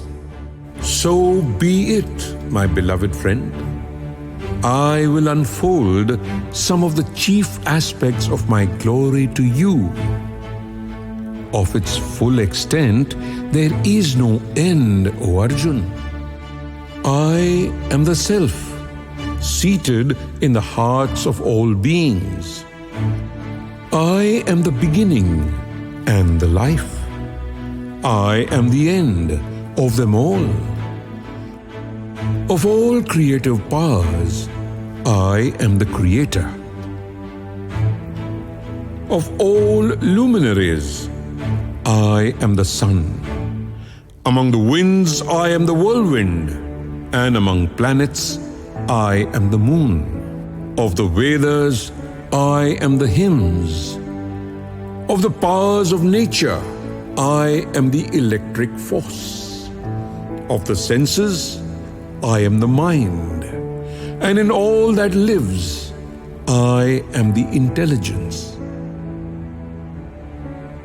Among forces of vitality, I am the life. To the heathen and the godless, I am Mammon. In fire, earth, wind, sky, heaven, sun, moon, and planets, I am the energy. And among mountains, I am Mount Meru. Among the priests, O Arjun, I am the Apostle Brihaspati. Of generals, I am Skanda, the Commander-in-Chief. And of waters, I am the ocean. Of the great seers, I am Bhrigu. Of words, I am Om. Of offerings, I am the silent prayer. Among things immovable, I am the Himalayas. Of the trees, I am the sacred fig tree. Of the divine seers, Narada. Of the heavenly singers, I am Chitrarath, their leader. And of sages, I am Kapila. Know that among horses, I am Pegasus, the heaven-born. Among the lordly elephants, I am the white one, and I am the ruler among men. I am the thunderbolt among weapons. Of cows, I am the cow of plenty. I am passion in those who procreate, and I am the cobra among serpents. I am the king python among snakes. I am the aqueous principle among those who live in water. I am the father of fathers, and among rulers I am death. I am the devotee Prahlad among the heathen. Of time, I am the eternal present. I am the lion among beasts, and the eagle among birds. I am the wind among the purifiers, the King Ram among warriors, and I am the crocodile among the fishes, and I am the Ganga among the rivers. I am the beginning, the middle, and the end in creation. Among sciences, I am the science of spirituality. I am the discussion among disputants. Of letters, I am A. I am the copulative in compound words. I am time inexhaustible, and I am the all-pervading preserver. I am all-devouring death. I am the origin of all that shall happen. I am fame, fortune, speech, memory, intellect, constancy, and forgiveness. Of hymns, I am Brihatsam. Of meters, I am Gayatri. Among the months, I am Margashirsha. And among seasons, I am spring. I am the gambling of the cheats, the splendor of the splendid. I am victory, I am effort, and I am the purity of the pure. I am Shri Krishna among the Vrishni clan, and Arjun among the Pandavas. Of the saints, I am Vyas.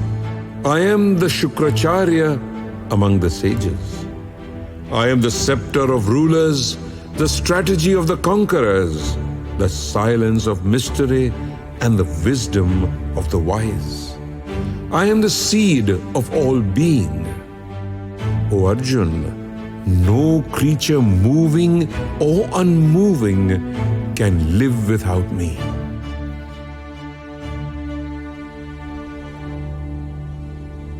The aspects of my divine life are endless. I have mentioned but a few by way of illustration. Whatever is glorious, excellent, beautiful and mighty, be assured, O Arjun, that it comes from but a fragment of my splendor. But what is the use of all these details to you, O Arjun? I sustain the entire universe with only a small part of myself.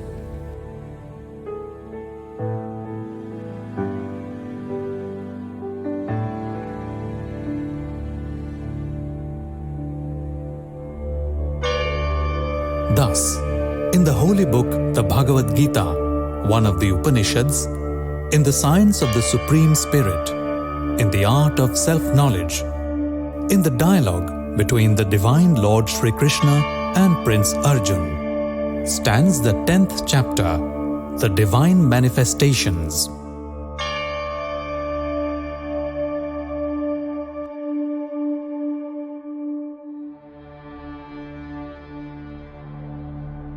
Eleventh chapter, Vishwaroop Darshan, the Cosmic Vision.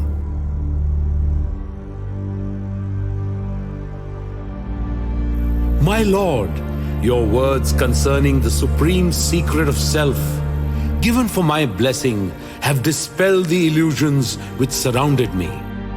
O Lord, whose eyes are like the lotus petal, you have described in detail the origin and the dissolution of being, and your own eternal majesty.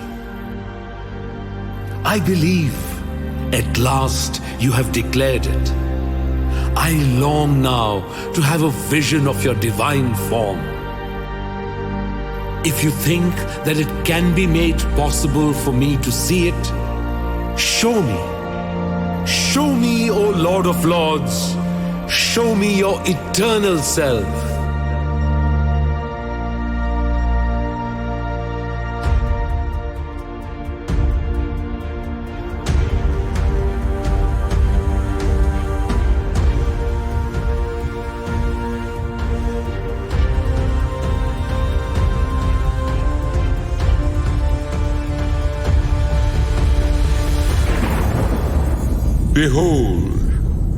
Behold, O Arjun, my celestial forms, by hundreds and thousands, various in kind, in color, and in shape. Behold, O Arjun, the powers of nature, fire, earth, wind, and sky, the sun, the heavens, the moon, the stars, all the forces of vitality and of healing, and the roving winds. See the myriad wonders revealed to none but you. Here in me, living as one, O Arjun. Behold the whole universe, movable and immovable, and anything else that you wish to see. Yet, with mortal eyes, you cannot see me. So, I give you the divine sight. See now the glory of my sovereignty.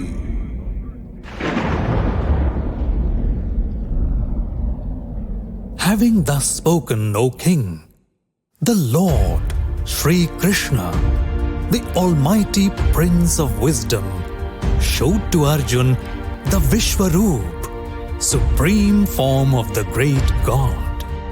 There were countless eyes and mouths, and mystic forms innumerable, with shining ornaments and flaming celestial weapons.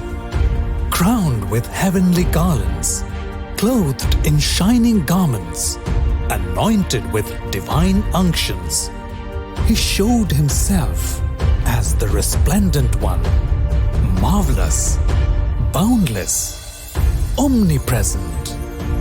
Could 1,000 suns blaze forth together, it would be but a faint reflection of the radiance of the Lord God. In that vision, Arjun saw the universe, with its myriad shapes, all embraced in one, its supreme Lord. Thereupon Arjun, dumb with awe, his hair on end, his head bowed, his hands clasped in salutation, addressed the Lord.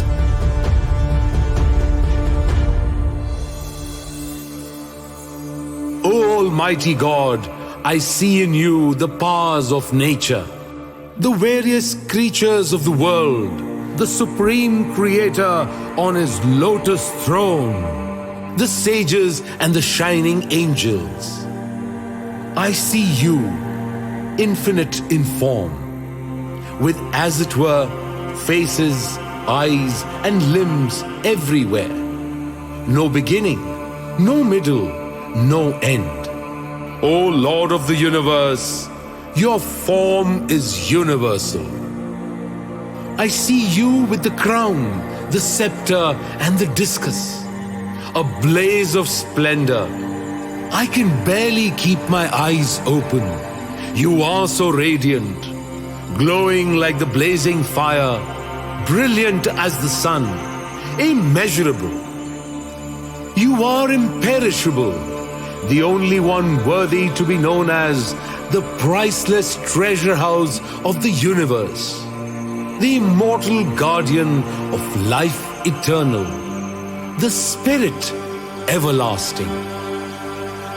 Without beginning, without middle, and without end, infinite in power, your arms all embracing, your eyes, the sun and the moon, your face beaming with the fire of sacrifice, flooding the whole universe with light.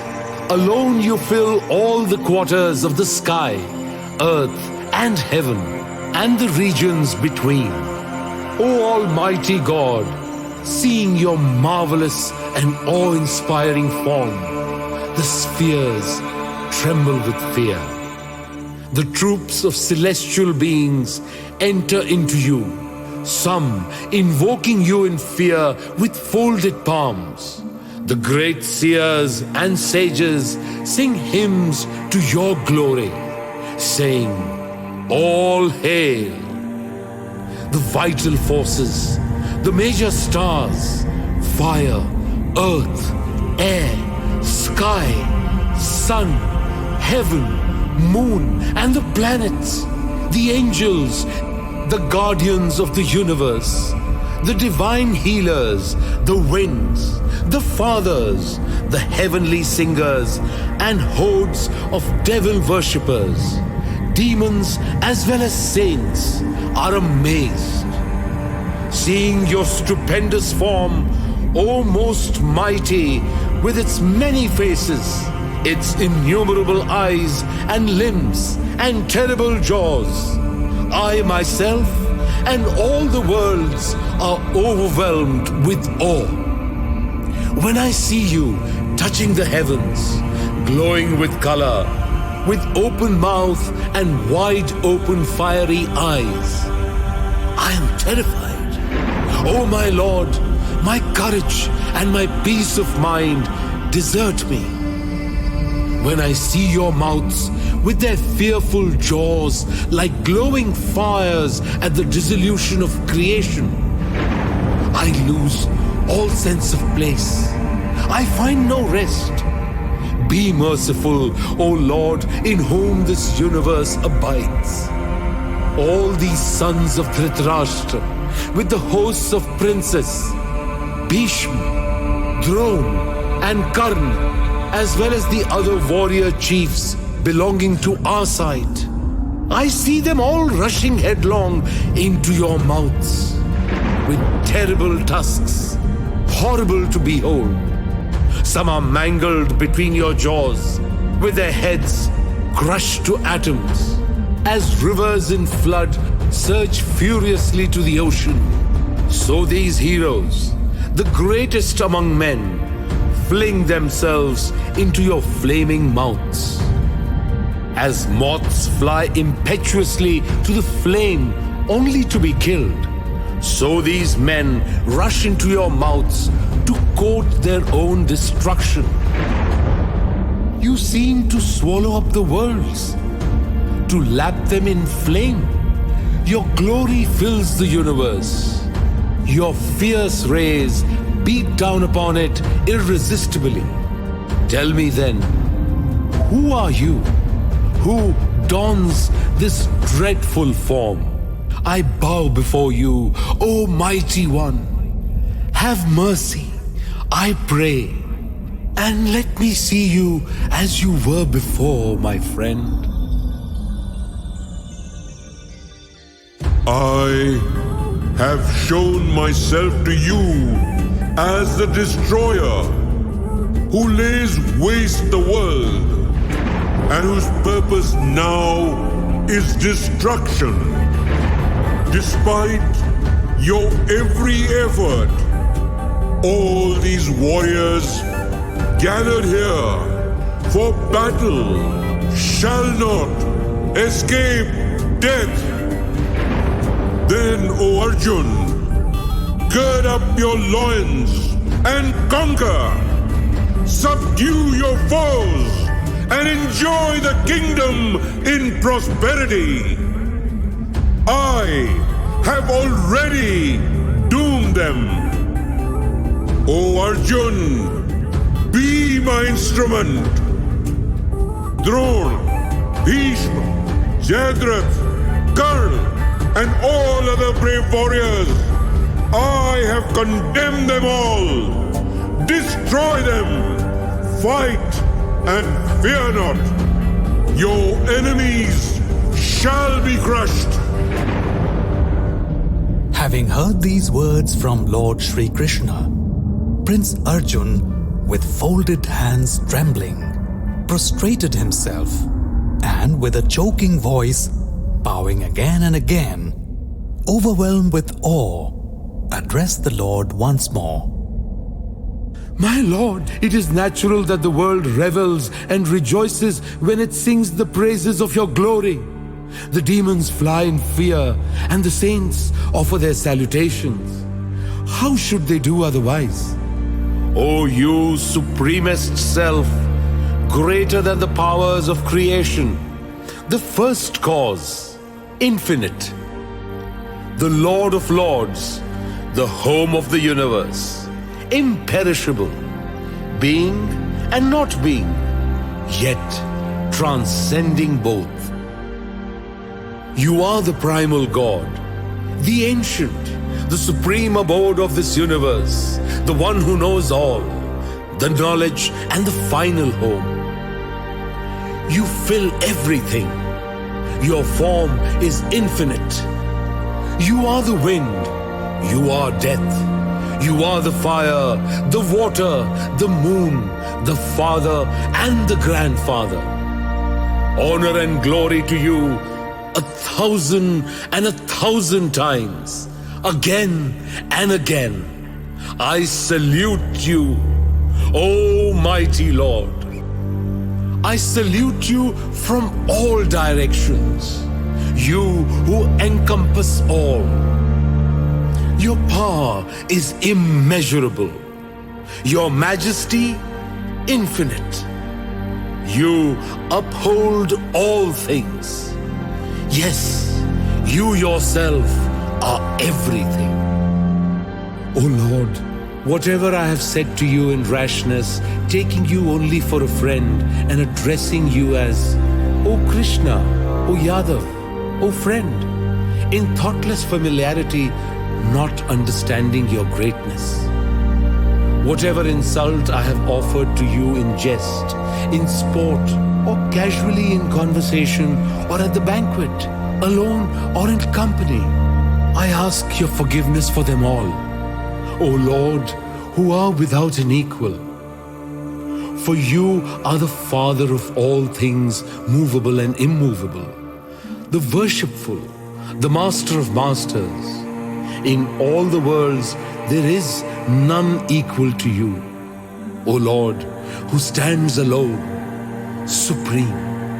Therefore I prostrate myself before you, O Lord, most adorable. I salute you. I ask for your blessings. Only you can be trusted to bear with me, as father to son, as friend to friend, as lover to his beloved. I rejoice that I have seen what no man has ever seen before. Yet, O Lord, I am overwhelmed with fear. Please take again the form I know. Be merciful, O Lord, you who are the home of the whole universe. I long to see you as you were before, with the crown, the scepter, the discus, and your 4 hands, rather than the one with countless arms and infinite forms. My beloved friend, it is only through my grace and power that you have been able to see this vision of splendor, the universal, the infinite, the original. Never has it been seen by anyone else but you. Not by study of the scriptures, not by sacrifice or gift, not by ritual or rigorous austerity is it possible for man on earth to see what you have seen. O foremost hero of the Kuru clan, be not afraid or bewildered by the terrible vision. Put away your fear and with joyful mind see me once again in my usual form. Having thus spoken to Arjun, Lord Shri Krishna showed himself again in his earthly form. And the mighty Lord, in gentle tones, softly consoled him. Seeing you in your gentle human form, my Lord, I am myself again, calm once more. It is hard to see this vision of me that you have seen, is it not? Even the most powerful have longed for it, but in vain. Not by the study of the scriptures, or by austerities, not by gifts or sacrifices. No, Arjun, it is not possible to see me as you have. Only by tireless devotion can I be seen and known. O Arjun, only thus can a man become one with me. He whose every action is done for my sake, to whom I am the final goal, who loves only me and hates no one, O my dearest son, only he can realize me.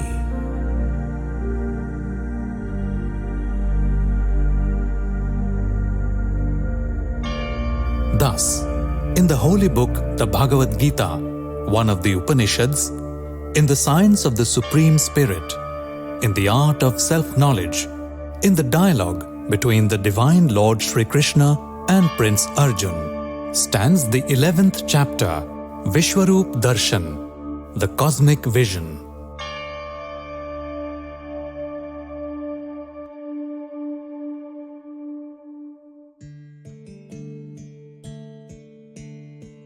Twelfth chapter, Bhakti Yoga, the path of love and devotion. My Lord, which are the better devotees who worship you? Those who try to know you as a personal God, or those who try to know you as impersonal and indestructible? Those who keep their minds fixed on me, who worship me always with unwavering faith and concentration, these are the very best.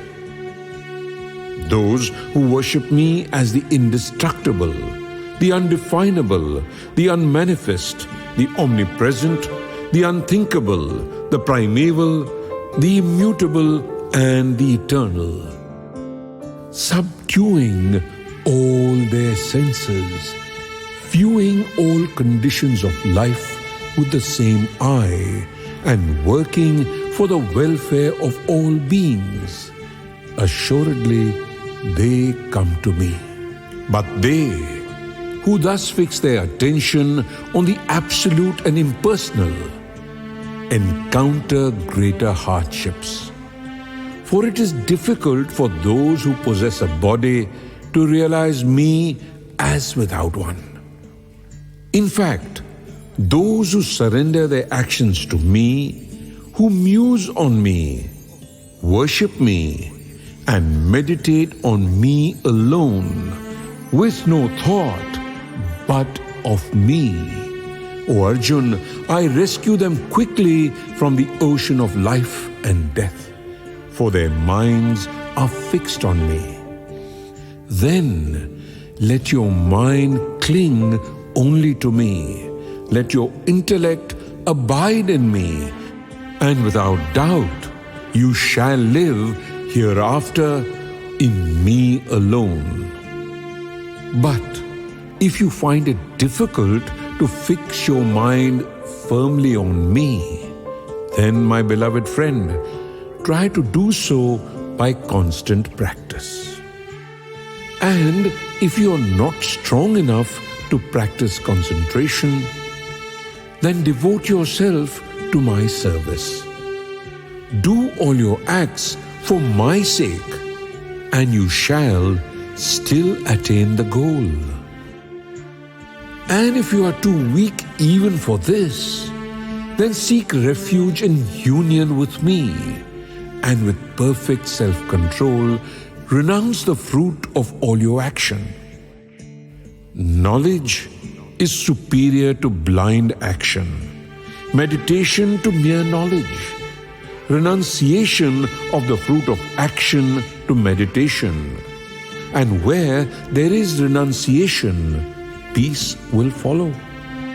He who is incapable of hatred towards any being, who is kind and compassionate, free from selfishness, without pride, equable in pleasure and in pain and forgiving, always contented, self-centered, self-controlled, resolute, with mind and reason dedicated to me, such a devotee of mine is my beloved.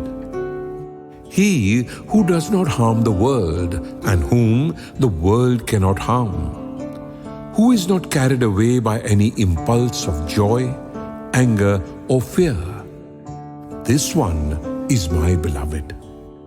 He who expects nothing, who is pure, watchful, indifferent, unruffled, and who renounces all initiative. This one is my beloved. he who is beyond joy and hate, who neither laments nor desires, to whom good and evil fortunes are the same. This one is my beloved, he to whom friends and foe are alike, who welcomes equally honor and dishonor, heat and cold, pleasure and pain, who is enamored of nothing, who is indifferent to praise and censure, who enjoys silence, who is contented with every fate, who has no fixed abode, who is steadfast in mind and filled with devotion. This one is my beloved. In fact, those who love the spiritual wisdom as I have taught, whose faith never fails, and who concentrate their whole nature on me, they indeed are my most beloved. Thus, in the holy book, the Bhagavad Gita, one of the Upanishads, in the science of the Supreme Spirit, in the art of self-knowledge, in the dialogue between the Divine Lord Shri Krishna and Prince Arjun, stands the 12th chapter, Bhakti Yoga, the path of love and devotion.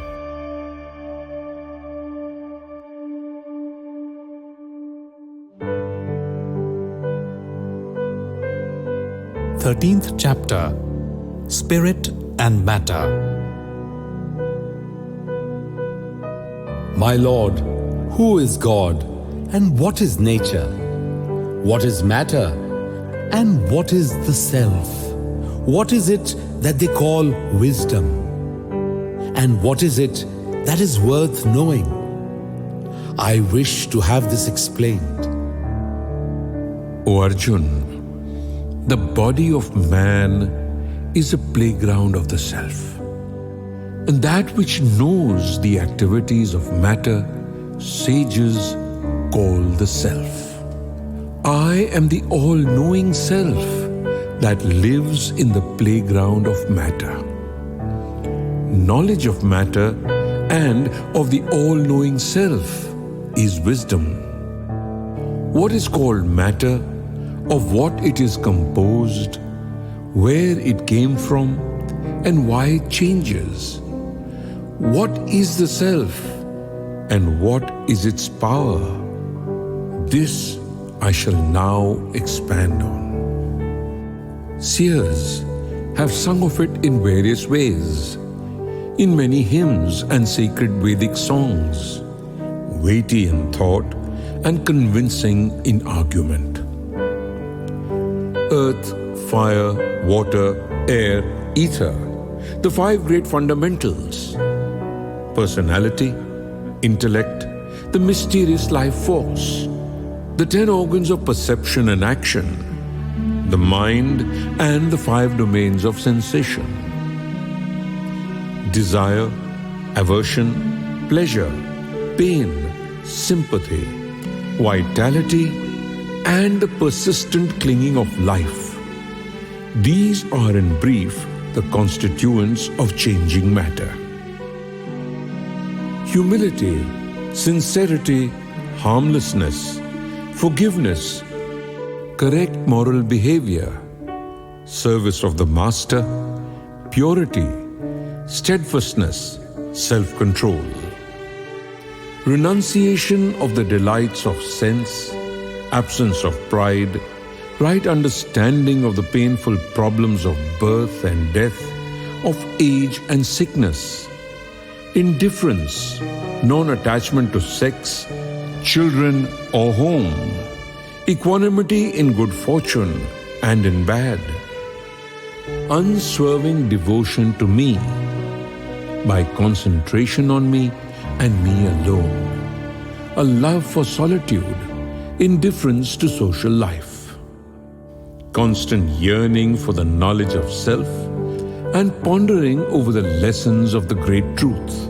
Know, O Arjun, this is wisdom, all else is ignorance. I will speak to you now of that great truth, which man ought to know, since by its means he will win immortal bliss. That which is without beginning, the eternal Spirit, which dwells in me, neither with form nor yet without it. Everywhere are its hands and its feet. Everywhere it has eyes that see, heads that think, and mouths that speak. Everywhere it listens. It dwells in all the worlds. It envelops them all.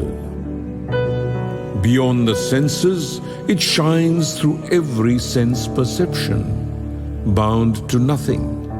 Yet, it sustains everything. Unaffected by the qualities, it still enjoys them all. It is within all beings, yet outside. Motionless, yet moving. Too subtle to be perceived, far away, yet always near. In all beings, undivided, yet living in division. It is the upholder of all, creator and destroyer alike. It is the light of lights, beyond the reach of darkness. The wisdom, the only thing that is worth knowing or that wisdom can teach. The presence in the hearts of all. Thus have I told you in brief what matter is, and the self worth realizing, and what is wisdom. He who is devoted to me knows, and assuredly he will enter into me. You should know further that nature and God have no beginning, and that differences of character and quality have their origin only in nature. Nature is the law which generates cause and effect. God is the source of enjoyment of all pleasure and pain. God, dwelling in the heart of nature, experiences the qualities which nature brings forth, and his affinity towards the qualities is the reason for his living in a good or evil body. Thus, in the body of man dwells the Supreme God. He who sees and permits, upholds and enjoys the highest God and the highest self. He who understands God and nature along with her qualities, whatever be his condition in life, he comes not again to earth. Some realize the Supreme by meditating on the self within, others by pure reason, yet others by right action. Others again, having no direct knowledge but only hearing from others, nevertheless worship, and they too, if true to the teachings, cross the sea of death. Wherever life is seen in things movable or immovable, it is the joint product of matter and spirit. He who can see the Supreme Lord in all beings, the imperishable in the perishable, it is he who really sees. Seeing the Lord in all things equally, his actions do not affect his spiritual life, but lead him to the height of bliss. He who understands that it is only the law of nature that brings action to fruition, and that the self never acts, it is he alone who knows the truth. He who sees the diverse forms of life all rooted in the Supreme One and growing forth from him, he shall indeed find the Absolute. The Supreme Spirit, O Prince, is without beginning, without qualities and imperishable. And though it be within the body, yet it does not act, nor is it affected by action. Just as space, though present everywhere, remains by reason of its subtlety unaffected. So the self, though present in all forms, retains its purity unalloyed. Just as the one sun illuminates the whole earth, so also the Lord illumines the whole universe. Those who with the eyes of wisdom thus see the difference between matter and spirit and know how to liberate life from the law of nature, they attain the supreme. Thus, in the holy book, the Bhagavad Gita, one of the Upanishads, in the science of the Supreme Spirit, in the art of self-knowledge, in the dialogue between the Divine Lord Shri Krishna and Prince Arjun, stands the 13th chapter, Spirit and Matter.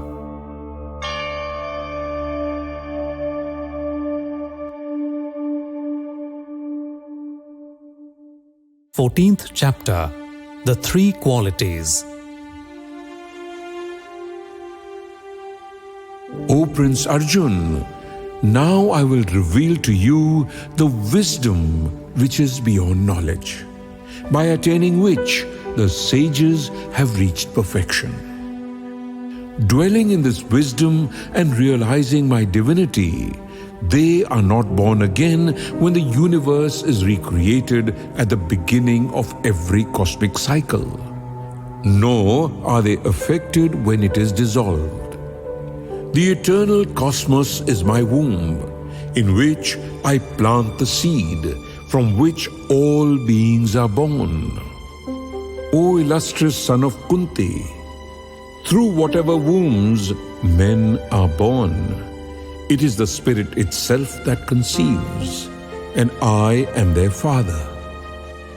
Purity, passion, and ignorance, sattva, rajas, and tamas, are the qualities which the law of nature brings forth. They bind the free spirit in all beings.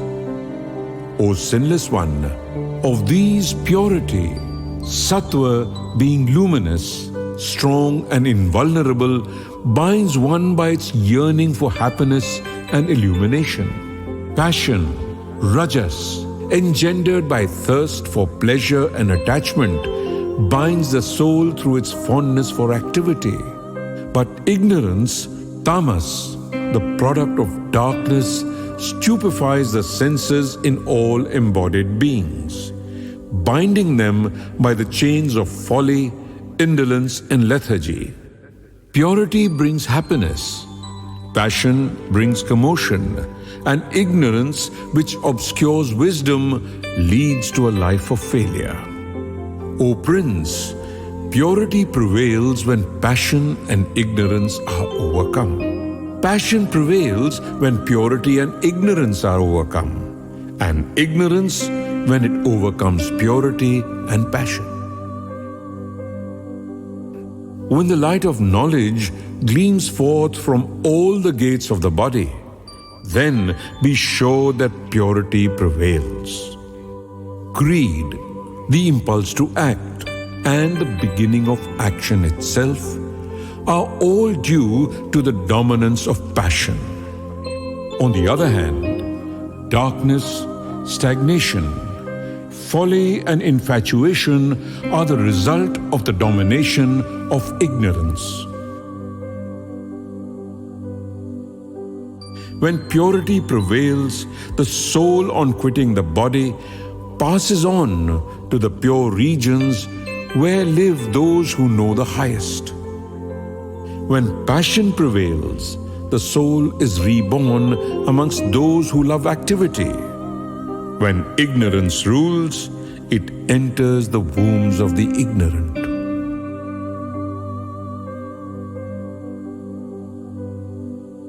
They say the fruit of a meritorious action is spotless and full of purity. The outcome of passion is misery, and that of ignorance, darkness. Purity engenders wisdom.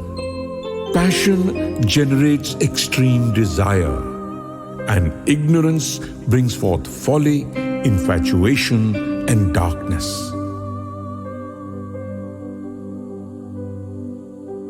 When purity is in the ascendant, the man evolves.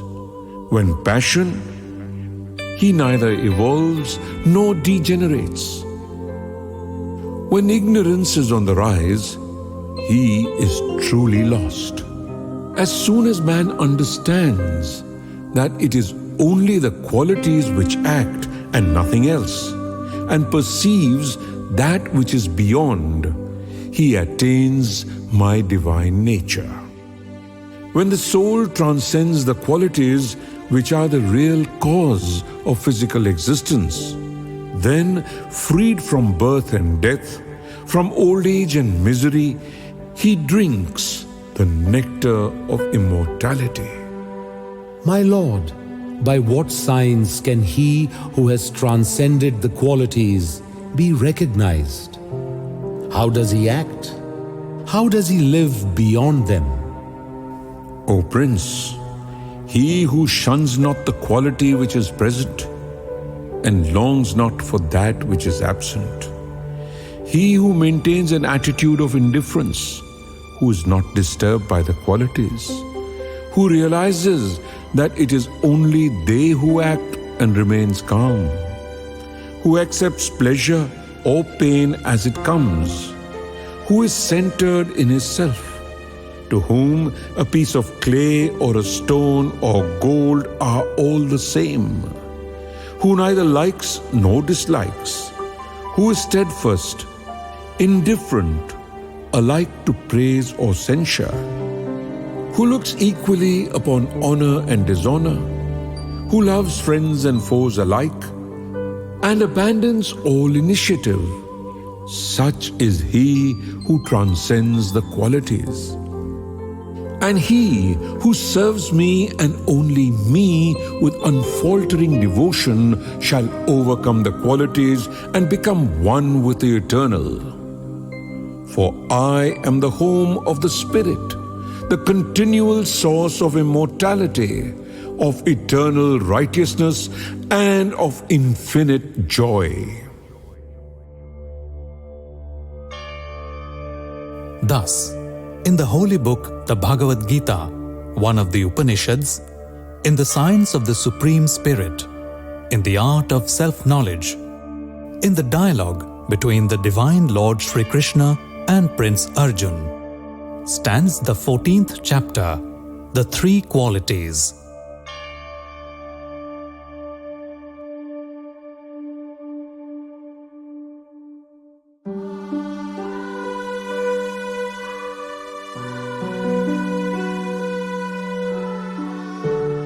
Fifteenth chapter, The Supreme Self. Listen carefully, O Prince. This phenomenal creation, which is both transitory and eternal, is like a tree, but having its seeds above in the highest and its ramifications on this earth below.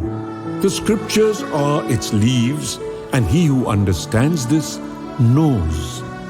Its branches shoot upwards and downwards, deriving their nourishment from the qualities. Its buds are the objects of sense, and its roots, which follow the law, causing man's regeneration and degeneration, pierce downwards into the soil. In this world, its true form is not known. Neither is its origin or its end, and its strength is not understood until the tree with its roots striking deep into the earth is cut down with the sharp axe of non-attachment. And beyond lies the path from which, when found, there is no return. This is the primal God from where this ancient creation has sprung. The wise attain eternity when freed from pride and false belief. They have conquered their love for the things of sense when renouncing their desire and fixing their gaze on the self. They have ceased to be tossed to and fro by the opposing sensations, like pleasure and pain. Neither sun nor moon nor fire shine there. Those who go there never come back. For, O Arjun, that is my celestial home. The life of this universe is only a very small part of my eternal self. It draws around itself the six senses along with the mind. Together they have their source in nature. When the Supreme Lord enters a body or leaves it, He gathers these senses together and travels on with them, as the wind gathers perfume while passing through the flowers. He is the perception of the ear, the eye, the touch, the taste and the smell, and yes, of the mind also. And the enjoyment of the things which they perceive is also His. The ignorant do not see that it is He who is present in life and who departs at death, or even that it is He who enjoys pleasure through the qualities. Only the eye of wisdom sees. The saints with great effort find Him within themselves, but not the unintelligent, who, in spite of every effort, cannot control their minds. Remember that the light from the sun which illumines the whole world, and the light in the moon, and that light which is in the fire also, all are born of me.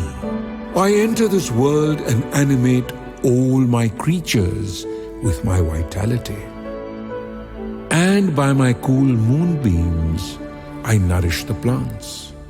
Becoming the fire of life, I pass into their bodies and uniting with the vital streams of prana and apan, I digest the various kinds of food. I am enthroned in the hearts of all. Memory, wisdom, and discrimination owe their origin to me.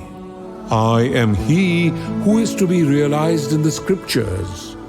I inspire their wisdom and I know their truth. There are two aspects to personality, the perishable and the imperishable. All life in this world belongs to the perishable. The unchanging element belongs to the imperishable.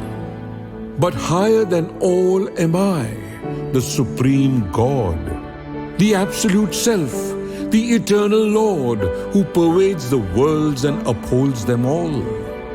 Beyond comparison of the eternal with the non-eternal am I, who am called by the scriptures and the sages the Supreme Personality, the highest God. He who with unclouded vision sees me as the Lord God, knows all there is to be known, shall always worship me with his whole heart. Thus, O sinless one, I have revealed to you this most mystic knowledge. He who understands gains wisdom and attains the completion of life.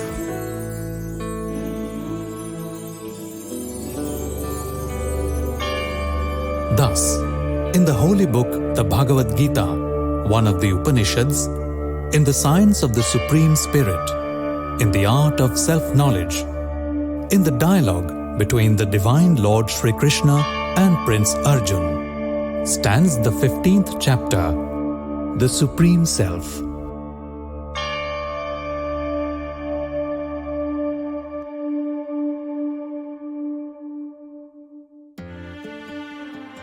Sixteenth chapter, Divine and Demoniac Qualities.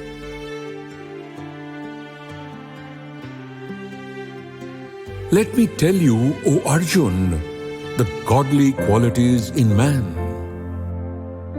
Fearlessness, clean living, unceasing concentration on wisdom, readiness to give, self-control, a spirit of sacrifice, regular study of the scriptures, austerities, openness and sincerity, harmlessness, truth, absence of anger, renunciation, contentment, straightforwardness, compassion towards all, undesirous of that which belongs to others, courtesy, modesty, constancy, valor, forgiveness, fortitude, purity, freedom from hate and vanity.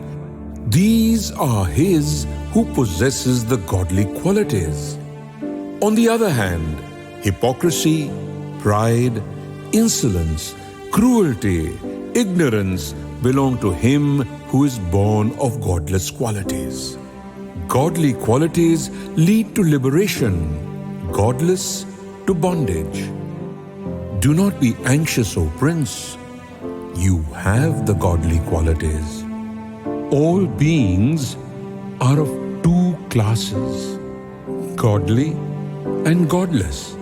The godly I have described. I will now describe the other. The godless do not know how to act or how to renounce. They have neither purity nor truth. They do not understand the right principles of conduct. They say that the universe is an accident with no purpose and no God. Life was created by sexual union, a product of lust and nothing else. Thinking thus, these degraded souls, these enemies of mankind, whose intelligence is negligible and whose deeds are monstrous, come into the world only to destroy, giving themselves up to insatiable passions, hypocritical, self-centered and arrogant, cherishing false conceptions founded on delusion. They work only to carry out their own unholy purposes, poring anxiously over evil resolutions which only end in death, seeking only the gratification of desire as the highest goal, and seeing nothing beyond. Caught in the toils of 100 vain hopes, the slaves of passion and of anger, they accumulate hoards of unjust wealth only to pander to their sensual desire. This have I gained today. Tomorrow I will gratify another desire. This wealth is mine now, the rest shall be mine before long. I have slain one enemy, I will slay the others too. I am worthy to enjoy. I am the Almighty. I am perfect, powerful and happy. I am rich. I am well-bred. Who is there to compare with me? I will sacrifice. I will give. I will pay. And I will enjoy. Thus, O Arjun, they are blinded by ignorance, perplexed by discordant thoughts, entangled in the snares of desire, infatuated by passion. They sink into the horrors of hell. Self-conceited, stubborn, rich, proud and insolent, they make a display of their patronage, disregarding the rules of decency. Puffed up by power and inordinate conceit, swayed by lust and anger, these wicked people hate me when I am within them as I am within all. Those who thus hate me, who are cruel, the dregs of mankind, I condemn them to a continuous, miserable and godless rebirth. So reborn, they spend life after life, enveloped in delusion, and they never reach me, O Prince. but degenerate into still lower forms of life. The gates of hell are three: lust, anger, and greed. They destroy the self. Avoid them. These are the gates which lead to darkness. If a man avoids them, he will ensure his own welfare, and in the end will attain his liberation. But he who neglects the commands of the scriptures and follows the promptings of passion, he does not attain perfection, happiness, or the final goal. Therefore, O Arjun, whenever there is a doubt whether you should do a thing or not, let the scriptures guide your conduct. You should live your whole life in the light of the scriptures. Thus, in the holy book, the Bhagavad Gita, one of the Upanishads, in the science of the Supreme Spirit, in the art of self-knowledge, in the dialogue between the Divine Lord Shri Krishna and Prince Arjun, stands the 16th chapter, Divine and Demoniac Qualities.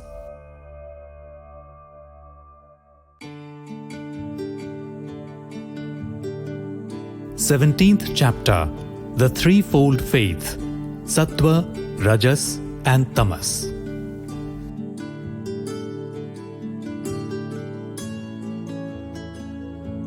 My Lord, those who do acts of sacrifice, not according to the scriptures, but nevertheless with implicit faith, what is their condition? Is it one of purity, of passion, or of ignorance? O greatest of archers, man has an inherent faith in one or the other of the qualities.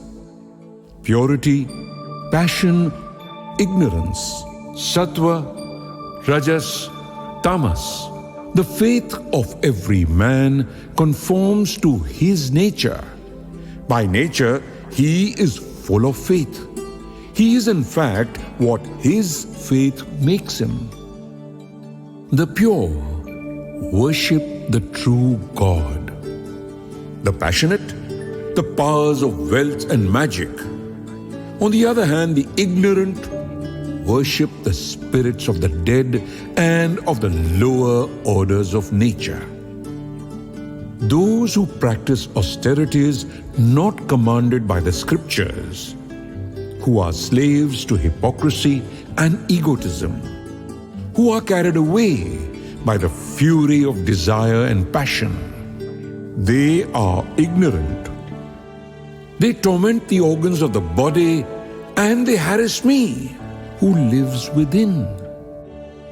Know that, O Arjun, they are devoted to evil. The food which men enjoy is also threefold, like the ways of sacrifice, austerity, and gifting. Listen to the distinction. The foods that prolong life and increase purity, vigor, health, cheerfulness and happiness are those that are delicious, soothing, substantial, and agreeable. These are loved by the pure, the sattvic. Those in whom passion, rajas, is dominant, like foods that are bitter, sour, salty, spicy, pungent, dry, and burning. These foods produce unhappiness, sorrow, and disease. The ignorant, tamasic, love food which is stale, not nourishing, putrid, and corrupt, the leavings of others and unclean. Sacrifice is pure, O Arjun, when it is offered by one who does not desire the fruits thereof. When it is done according to the commands of the scriptures and with implicit faith that the sacrifice is a duty. Sacrifice which is performed for the sake of his results or for self-glorification That, O best of Aryans, is the product of passion. Then, sacrifice that is contrary to scriptural command, that is, unaccompanied by prayers or gifts of food or money, and is performed without faith. That sacrifice is a product of ignorance. Worship of God and the Master, respect for the preacher and the philosopher, purity, morally correct behavior, self-control, and harmlessness. All this is physical austerity. Speech that hurts no one, that is true, is pleasant to listen to and beneficial. And the constant study of the scriptures. This is austerity in speech. Serenity, kindness, silence, self-control, and purity. This is austerity of mind. These threefold austerities performed with faith and without thought of reward may truly be accounted as pure. Austerity, coupled with hypocrisy, or performed for the sake of self-glorification, popularity, or vanity, comes from passion, and its result is always doubtful and temporary. Austerity done under delusion and accompanied with sorcery or torture to oneself or another may be assumed to spring from ignorance. The gift, which is given without a sense of compensation, in the belief that it ought to be made, in a fit place, at an opportune time, and to a deserving person, such a gift is pure. A gift which is given for the sake of the results it will produce, or with some hope of recompense or ulterior motive, or grudgingly, that may truly be the outcome of passion. And that gift which is given at an unsuitable place or time, or to one who is unworthy, or given with disrespect or contempt, such a gift is the result of ignorance. Om Tat Sat.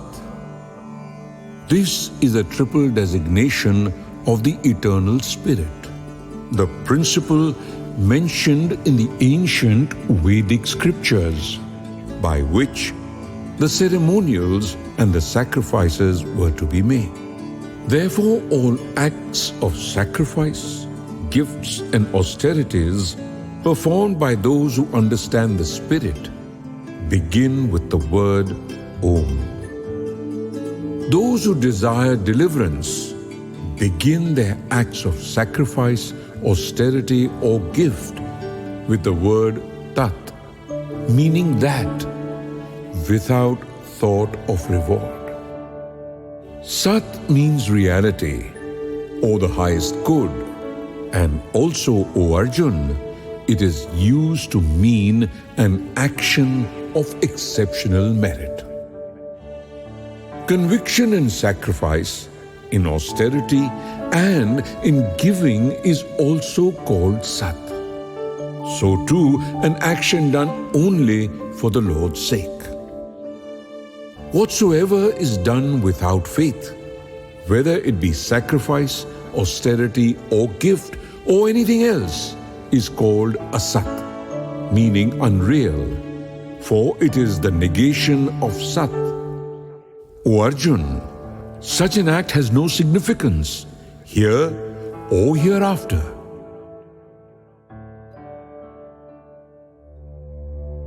Thus, in the holy book, the Bhagavad Gita, one of the Upanishads, in the science of the Supreme Spirit, in the art of self-knowledge, in the dialogue between the Divine Lord Shri Krishna and Prince Arjun, stands the 17th chapter, the Threefold Faith, Sattva, Rajas and Tamas.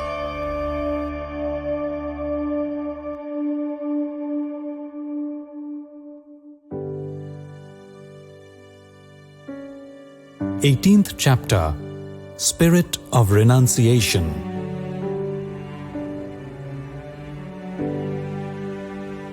O Mighty One, I desire to know how relinquishing is distinguished from renunciation. O mighty Prince, renunciation means foregoing an action which springs from desire, and relinquishing means the surrender of its fruit. Some philosophers say that all action is evil and should be abandoned. Others say that acts of sacrifice, gifting, and austerity should not be given up. O best of the best, listen to my judgment as regards this problem. There is a threefold aspect to it. Acts of sacrifice, gifting, and austerity should not be given up. They should be performed, for they purify the aspiring soul. But they should be done with detachment and without thought of any return. This is my final judgment. It is not right to give up actions which are obligatory, and if they are misunderstood and ignored, it is the result of sheer ignorance. To avoid an action through fear of physical suffering, because it is likely to be painful, is to act from passion. And therefore, the benefit of renunciation will not follow. He who performs an obligatory action because he believes it to be a duty which ought to be done without any personal desire, either to do the act or to receive any return, such renunciation is pure. The wise man who has attained purity, whose doubts are solved, who is filled with a spirit of self-sacrifice, he does not shrink from action because it brings pain, nor does he desire it because it brings pleasure. But since those still in the body cannot entirely avoid action, in their case, giving up of the fruit of action is considered as complete renunciation. For those who cannot renounce all desire, the fruit of action hereafter is threefold: good, evil, and mixed, partly good and partly evil. But for him who has renounced, there is none.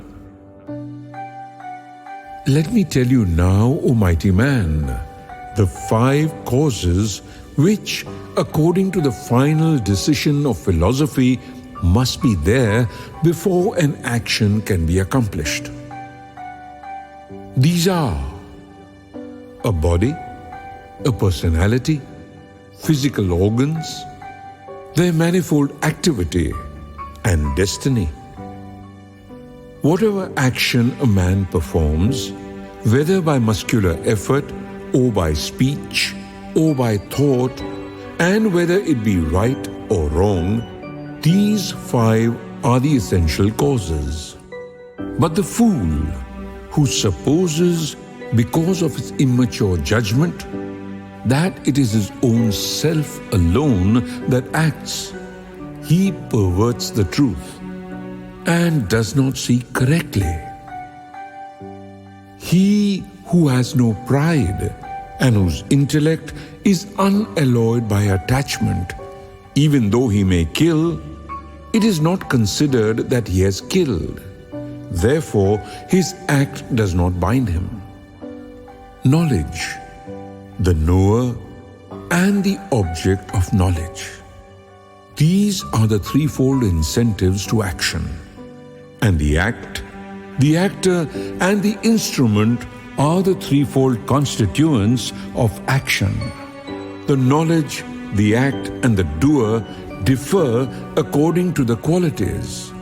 O Arjun, let me elaborate. That knowledge which sees the one indestructible in all beings, the one indivisible in all separate lives, may be truly called pure knowledge. The knowledge which thinks of the manifold existence in all beings as separate, that comes from passion. But that knowledge which clings blindly to one idea as if it were all, without logic, truth, or insight, that knowledge has its origin in darkness. Now, let us look at action. The obligatory action done by one who is unattached, who neither likes it nor dislikes it, and gives no thought to the consequences that follow, such an action is pure. Then, if an action involves the most strenuous endeavor, while the doer is seeking to gratify his desires and is filled with personal ego, the action may be assumed to originate in passion. Finally, if an action is undertaken through false belief and with no regard to the spiritual issues involved, or to the real capacity of the doer, or to the injury which may follow, such an act may be assumed to be the product of ignorance. Coming to the doer, O Arjun, when a man has no sentiment and no personal ego, when he possesses courage and confidence, and he cares not whether he succeeds or fails, then his action arises from purity.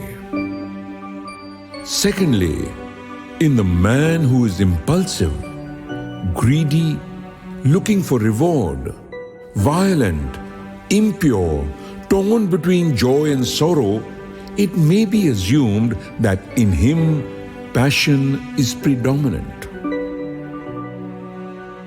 Then there is also the man whose purpose is shaky, who is low-minded, stubborn, dishonest, malicious, indolent, despondent, procrastinating. He may be assumed to be in darkness. There are three aspects to reason and conviction depending on the quality which is dominant. I will explain them fully, O Arjun. That intellect which understands the creation and dissolution of life, what action should be done and what should not, which discriminates between fear and fearlessness, bondage and deliverance, that intelligence is pure. The intellect which does not understand what is right and what is wrong, and what should be done and what should not, is under the sway of passion. And then there is the intellect, which, shrouded in ignorance, thinks wrong as right and sees everything perversely. O Arjun, that intellect is ruled by darkness. The conviction and steady concentration by which the mind, the vitality, and the senses are controlled, O Arjun, they are the product of purity. The conviction which always holds fast to rituals, to self-interest and wealth for the sake of what they may bring forth, that comes from passion. And finally, that conviction which clings perversely to false idealism, fear, grief, despair and ego. This conviction is the product of ignorance. And when it comes to pleasure, there are three kinds of pleasure. First, there is pleasure that increases day after day and delivers one from misery, which at first seems like poison, but afterwards acts like nectar. That pleasure is pure, for it is born of wisdom. The pleasure which is at first like nectar, because the senses revel in their objects, but in the end acts like poison, that pleasure arises from passion. Then there is the pleasure which from the very beginning to the end merely drugs the senses, which springs from indolence, lethargy and folly. That pleasure flows from ignorance. There is nothing anywhere on earth or in the other worlds which is free from the three qualities, for they are born of nature. O Arjun, the duties of the spiritual teachers, the soldiers, the traders and the servants have all been fixed according to the dominant quality in their nature. Serenity, self-restraint, austerity, purity, forgiveness, as well as uprightness, knowledge, wisdom and faith in God, these constitute the duty of a spiritual teacher. Valor, glory, firmness, skill, generosity, steadiness in battle, and ability to rule. These constitute the duty of a soldier. They flow from his own nature. Agriculture, protection of the cow and trade. These are the duty of a trader. Again, these are in accordance with his nature. The duty of a servant is to serve, and that too agrees with his nature. Perfection is attained when each attends diligently to his duty.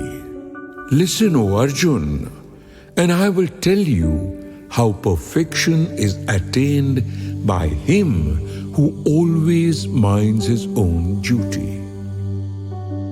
Man reaches perfection by dedicating his actions to God. And God is the source of all being and fills everything. It is better to do one's own duty, however defective it may be, than to follow the duty of another, however well one may be able to perform it. He who does his duty as his own nature reveals it never sins. The duty that of itself falls to one's lot should not be abandoned, though it may have its defects. All acts are marred by defects, as fire is obscured by smoke. He whose mind is entirely detached, who has conquered himself, whose desires have vanished by his renunciation, reaches that stage of perfect freedom where action completes itself and leaves no seed. I will now state briefly how he who has reached perfection finds the eternal spirit, the state of supreme wisdom.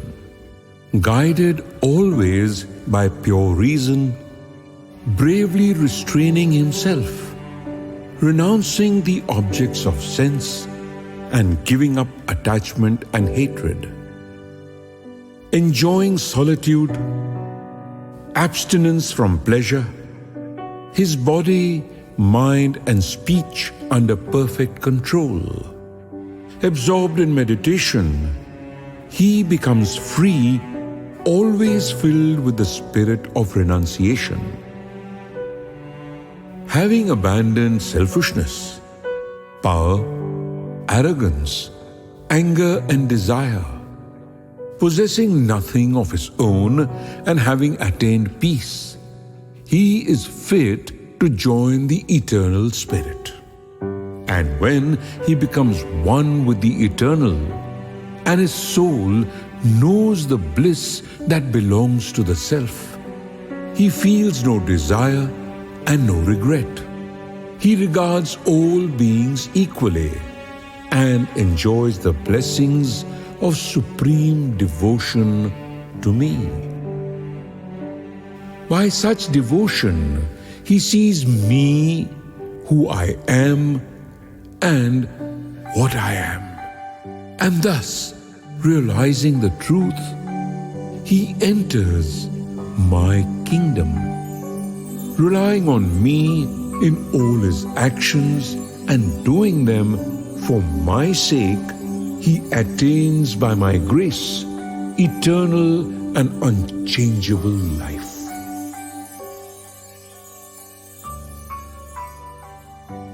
Surrender then your actions unto me. Live in me. Concentrate your intellect on me and think always of me.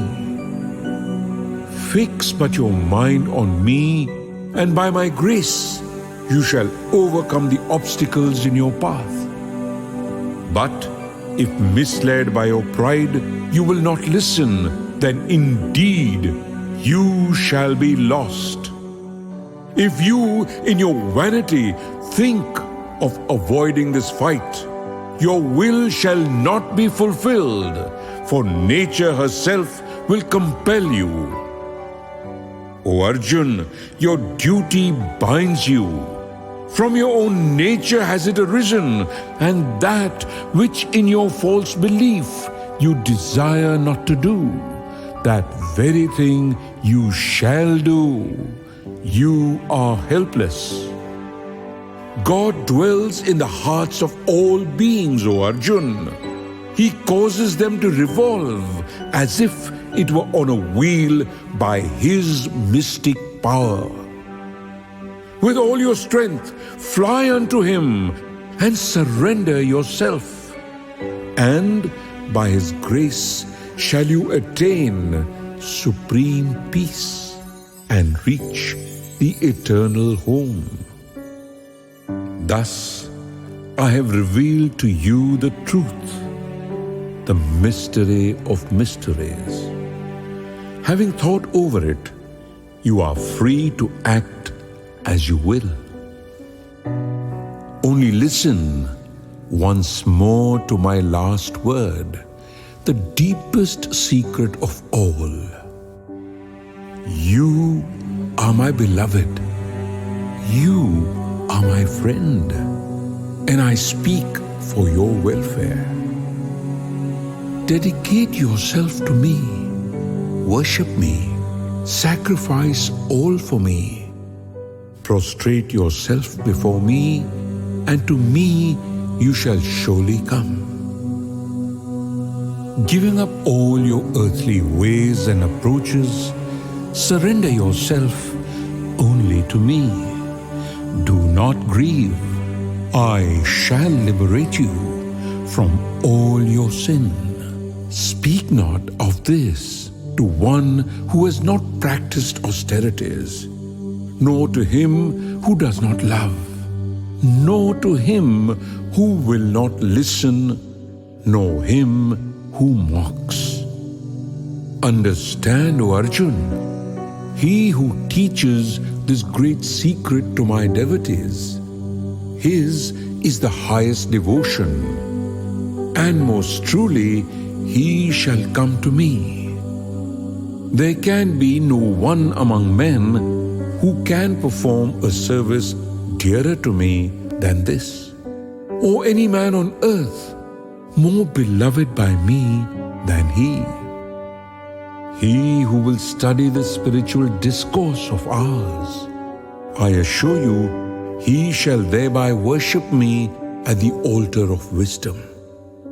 Yes, he who listens to it with faith and without doubt, even he, freed from evil, shall rise to the worlds, which the virtues attain through righteous deeds. O Arjun, have you listened attentively to my words? Has your ignorance and your delusion gone? My Lord, O immutable one, my delusion has fled. By your grace, O changeless one, the light has dawned. My doubts are gone, and I stand before you, ready to do your will.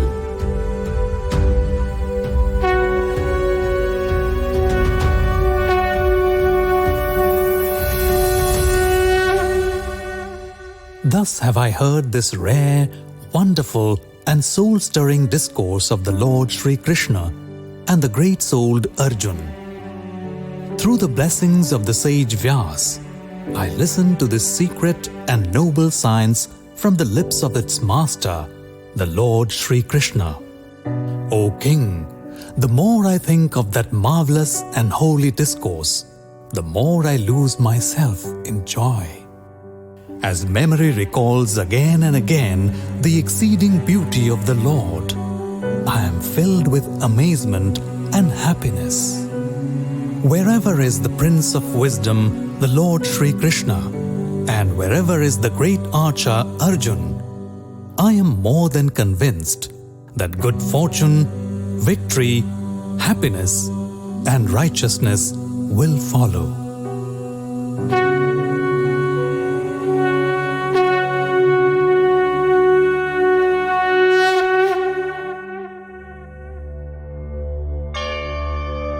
Thus, in the holy book, the Bhagavad Gita, one of the Upanishads, in the science of the Supreme Spirit, in the art of self-knowledge, in the dialogue between the Divine Lord Shri Krishna and Prince Arjun, stands the 18th chapter, Spirit of Renunciation.